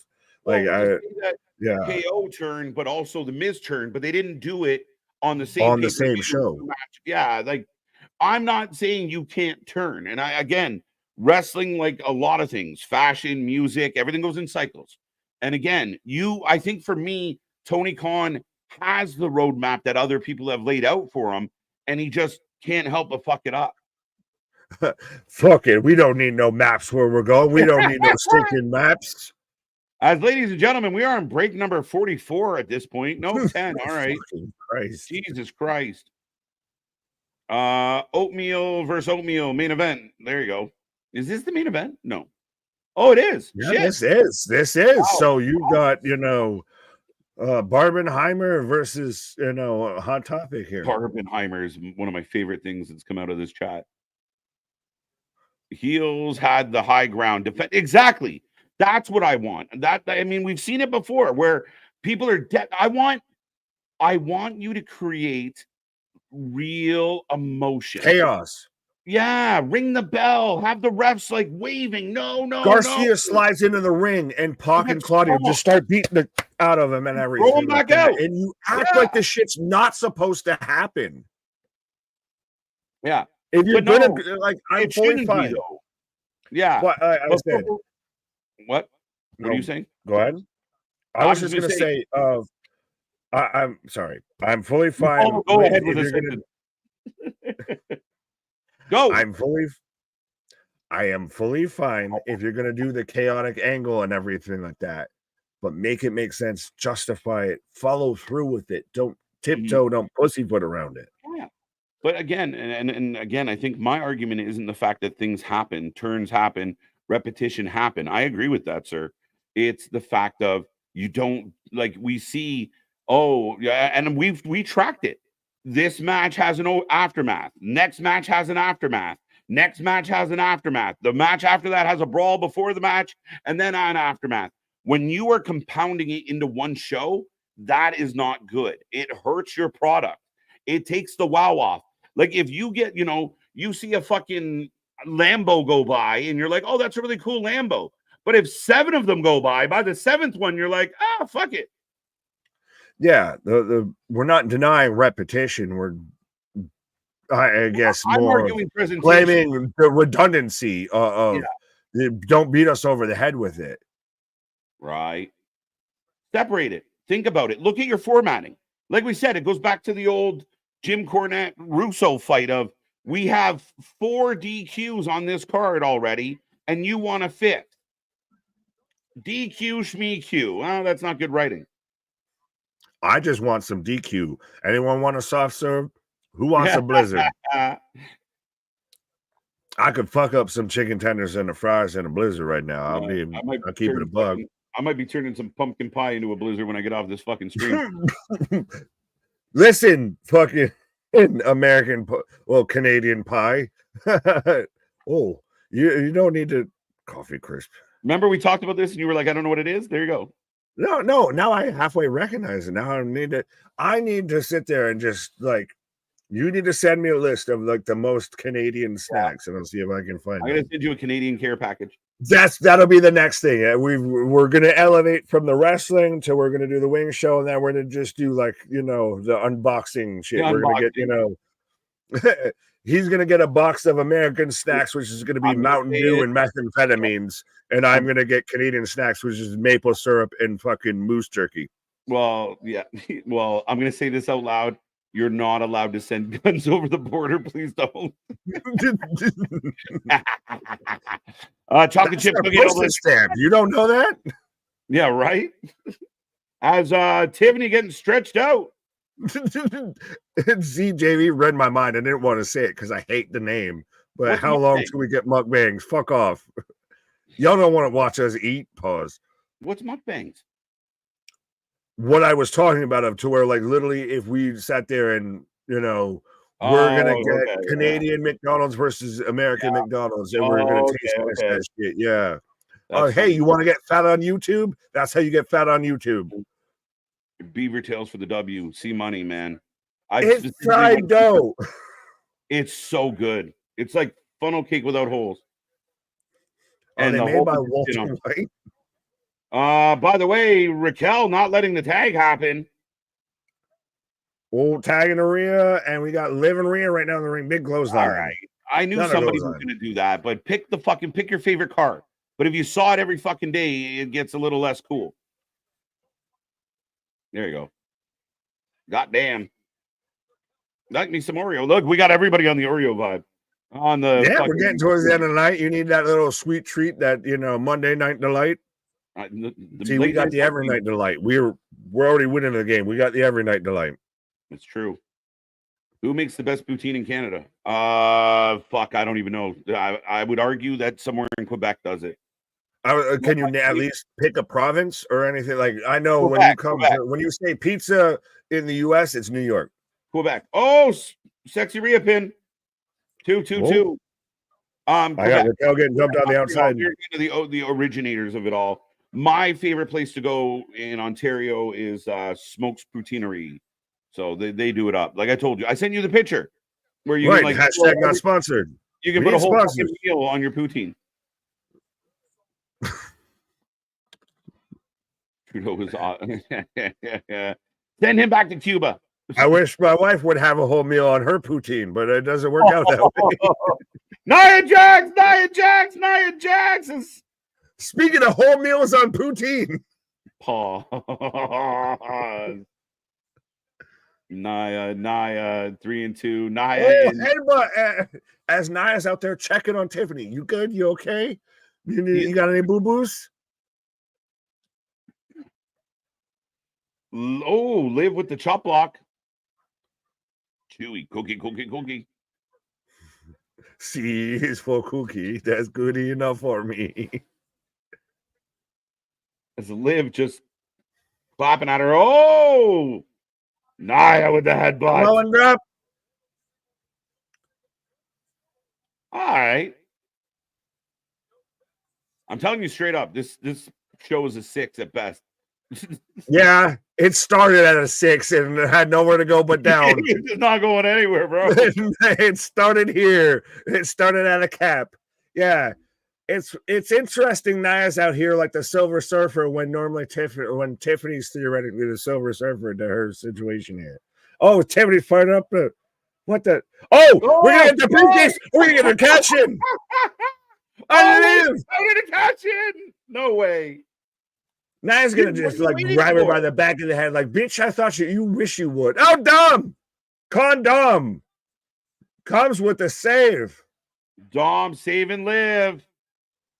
I But can Nia's be a your genius. hero, Nia's a baby. genius. I like chicken nuggies in the rain.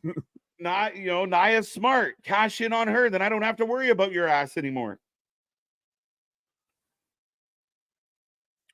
The way Nia was trying to get Tiffany to cash. Yeah, bitch, you cash in here so you can't cash in on me. But hey, how do you feel? That's the end of Monday Night Raw, huh? Yeah, ladies and gentlemen, that's the end. If you want to give us your rating out of 10 tonight on how you felt about the show, what didn't you like? Like I said, for my money tonight was a 6. If we're talking about dessert during the main event, we're probably not paying attention that much. Yeah. I mean, again, I think Raw's been doing well, but I mean, we knew what tonight was going to be. A lot of pre-tapes, a lot of promos, a little bit of action. The War Raiders are the highlight of the night. For my money, I thought them coming back and absolutely smashing Alpha Academy was perfect. All good. But yeah, a very average, a higher end average show tonight. Yeah, well, yeah, 5.5, 6. Yeah, I'm right there with you, like a 6. It's like it's at least a bogey on the golf course. I don't know how many fucking strokes they anticipated for this Monday Night Raw. Pause. But yeah, this is at least a bogey on this one. A little bit with Mulligan, it was taped, but 7. 7's fair. I could understand how you got to a 7. Yeah, no, I could see how somebody would get to a 7. Yeah, I'll give you that. I'll give you that. Right. I mean, again, if you liked kind of Jay Jimmy is exciting. But again, somewhere in the 6. Actually, yeah. A more story than anything 9, we gotta throw hands. Sorry. Yeah, everything tonight made sense and progressed something. But the ring could have been better. Yeah, I think the ring lacked a lot of ooh. Yeah, again, just is kind of 6. I think 6 is fair. It was a very average show, flat. 6.75, 7. Well, a lot of people saying 7, but you mentioned Jimmy and Jay and all of that, and I didn't expect that, didn't anticipate that at all. And I could see how that would be a bump. If you throw an 8 or a 9, though, right, we might have to have a different conversation. Well, of course, 316, 10 out of 10, live and Dom. So right, he blew his load right there with that. So. Oh yeah, there's wet sheets all over that house. He popped his rocks, and I'm not talking about the candy. Anthony, shut up. That's funny as shit. 7 out of 10. 6 out of 10. That wasn't impressed with tonight's or invested in any of it. Any of it's a bit of a stretch. I mean, I'm still kind of curious about some of it, but any of it. Jimmy J, the War Raiders. I know you mentioned the War Raiders, but I agree with you. It's funny that I'm like, come on. I mean, if you give it a 6, if you're not interested in anything, give it a 2. 6.5, 8. Denisha liked it a little more than we did. That was much better 2 hours than last week. No, last week's show was better. No. It might just be with us of like how much we watched. Like we've been indoctrinated because of the 6, 7, 8 hour Tony Khan shows that were like 2 hours is a blessing.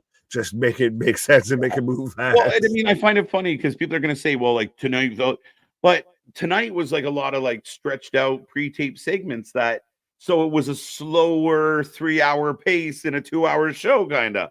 So yeah, tonight is what you would think of 3 hours, but they just trimmed it to 2 hours versus last week felt like we're hitting this 2 hours. We're going to knock this shit as far as we can here.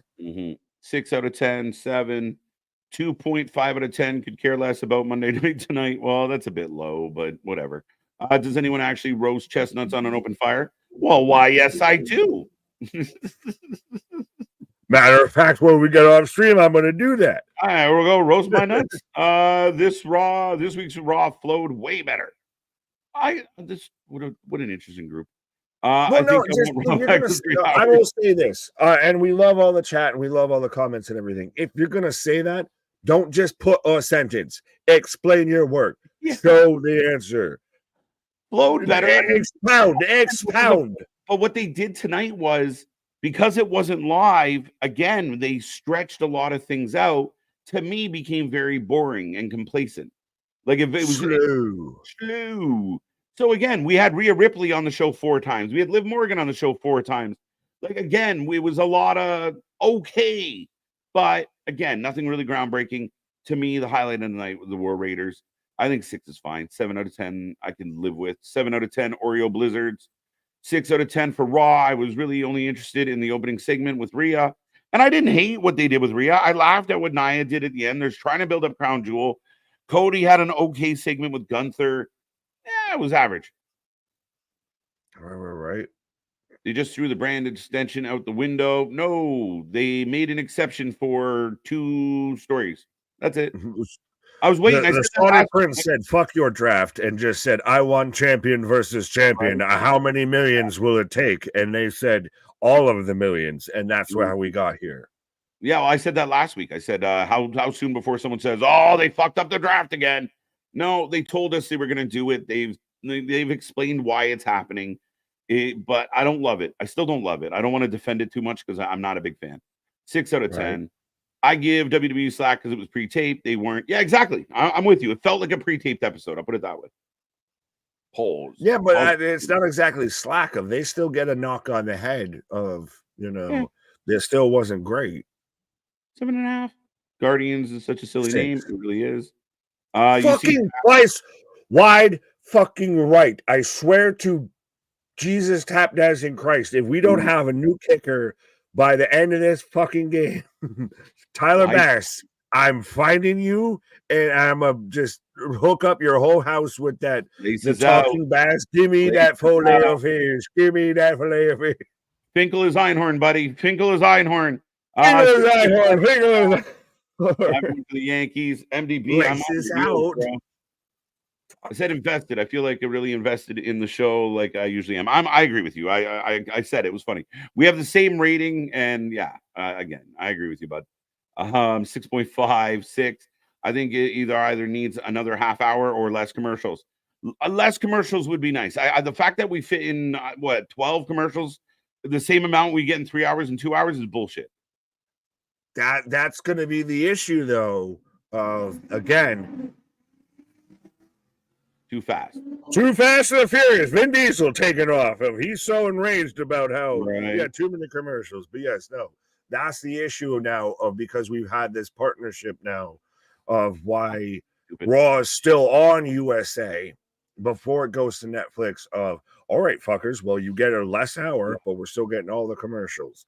I'm hoping once we get fully to Netflix, we get to January and we've worked all the kinks out. We're settled as to where we're at. I'm not stressed about it. I think they're fine. And Jordan, the comment is completely wrong and off base. And again, for all the people that bitched about not having 3 hours, we don't have it anymore. Suck it up. 6 out of 10, 5.5 out of 10 that I can get behind. I think they're still adjusting the shortage. I don't, guys. They run other 2-hour shows. This is fucking madness to me that people keep beating this down. They run other 2-hour shows. SmackDown's been 2 hours for a decade plus. They're not like, oh my God, what do we do? Monday, oh my God, what do we do? They know this was all pre-taped. This was all taped and edited. There is no adjustment. They are fine. It's the fans that need to adjust.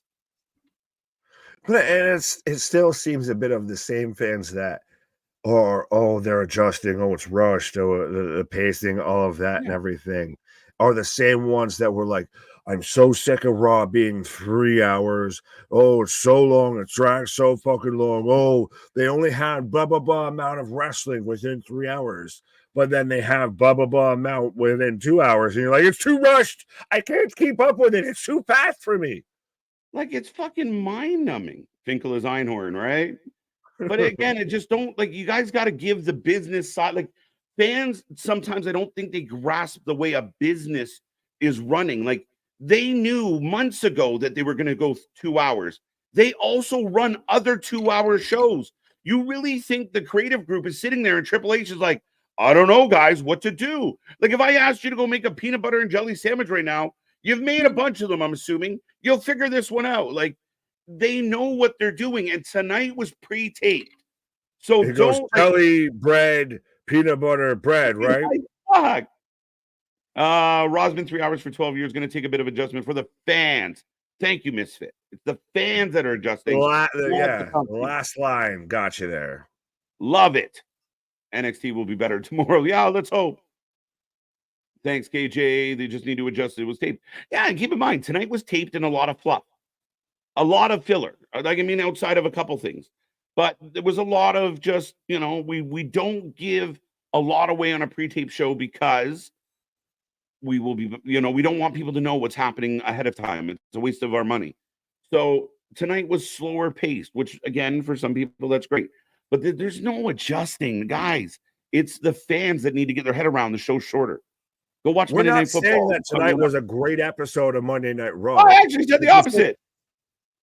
Right, but to sit there and say that because now they've switched from 3 hours to 2 hours, that they need to they need to reinvent the wheel as to how they present the show is just, to me, you kind of more lost the plot a bit. Right. NXT was 1 hour pre-show. Don't use that. That's funny. But ladies and gentlemen, I think we're pretty. You gave it a 6 as well. Sacked by Bills. Let's go. Yeah. Well, no, I just thought this was hilarious. Of MDB saying a lot of fans don't know how production and TV actually works, and then followed by C Money saying, "MDB, I work in TV and still have no idea how it works." Right. Fuck, guys. I mean, again, it's like you and I being like, "Oh my God, what do we do?" There's like our stream's only 2 hours tonight. We'll be okay. Like, fuck. We'll figure it out. It's just when we start doing the Ashley Simpson like hoedown because they caught us lip syncing and everything. Right. The audio tracks playing and just me saying what, and they found out. So now we just got to start just dancing. Right. But again, this is line of people. Sorry. But with all that being said, ladies and gentlemen, it's a fun night as always. We appreciate the opinion, the context, and everything else you guys bring to this chat. Monday was a fun one. Again, for my money, a little bit of an average Monday, but I expected it because of the circumstance. Beyond that, folks, we're back at it tomorrow night. It's going to be a fun one again. It's what we do. Don't forget, go get yourself merch. Go get yourself a Fuck Meltzer t-shirt. They're still on sale, and he still should fuck himself. But beyond that, that is the stream tonight. And you're not winning fans. This close. Yeah, no, we thank everyone for being a part of it. Go follow all our social media and keep coming back. Keep telling your friends. Nick, what do you got? Our shit is real. Our shit is raw. Our shit is all authentic. When you're talking about that rest, you're able to put that full life with it. Let's go, Yankees. Let's go, Bills. Come on. Yeah. See you on the flip side. Come back tomorrow. Good night.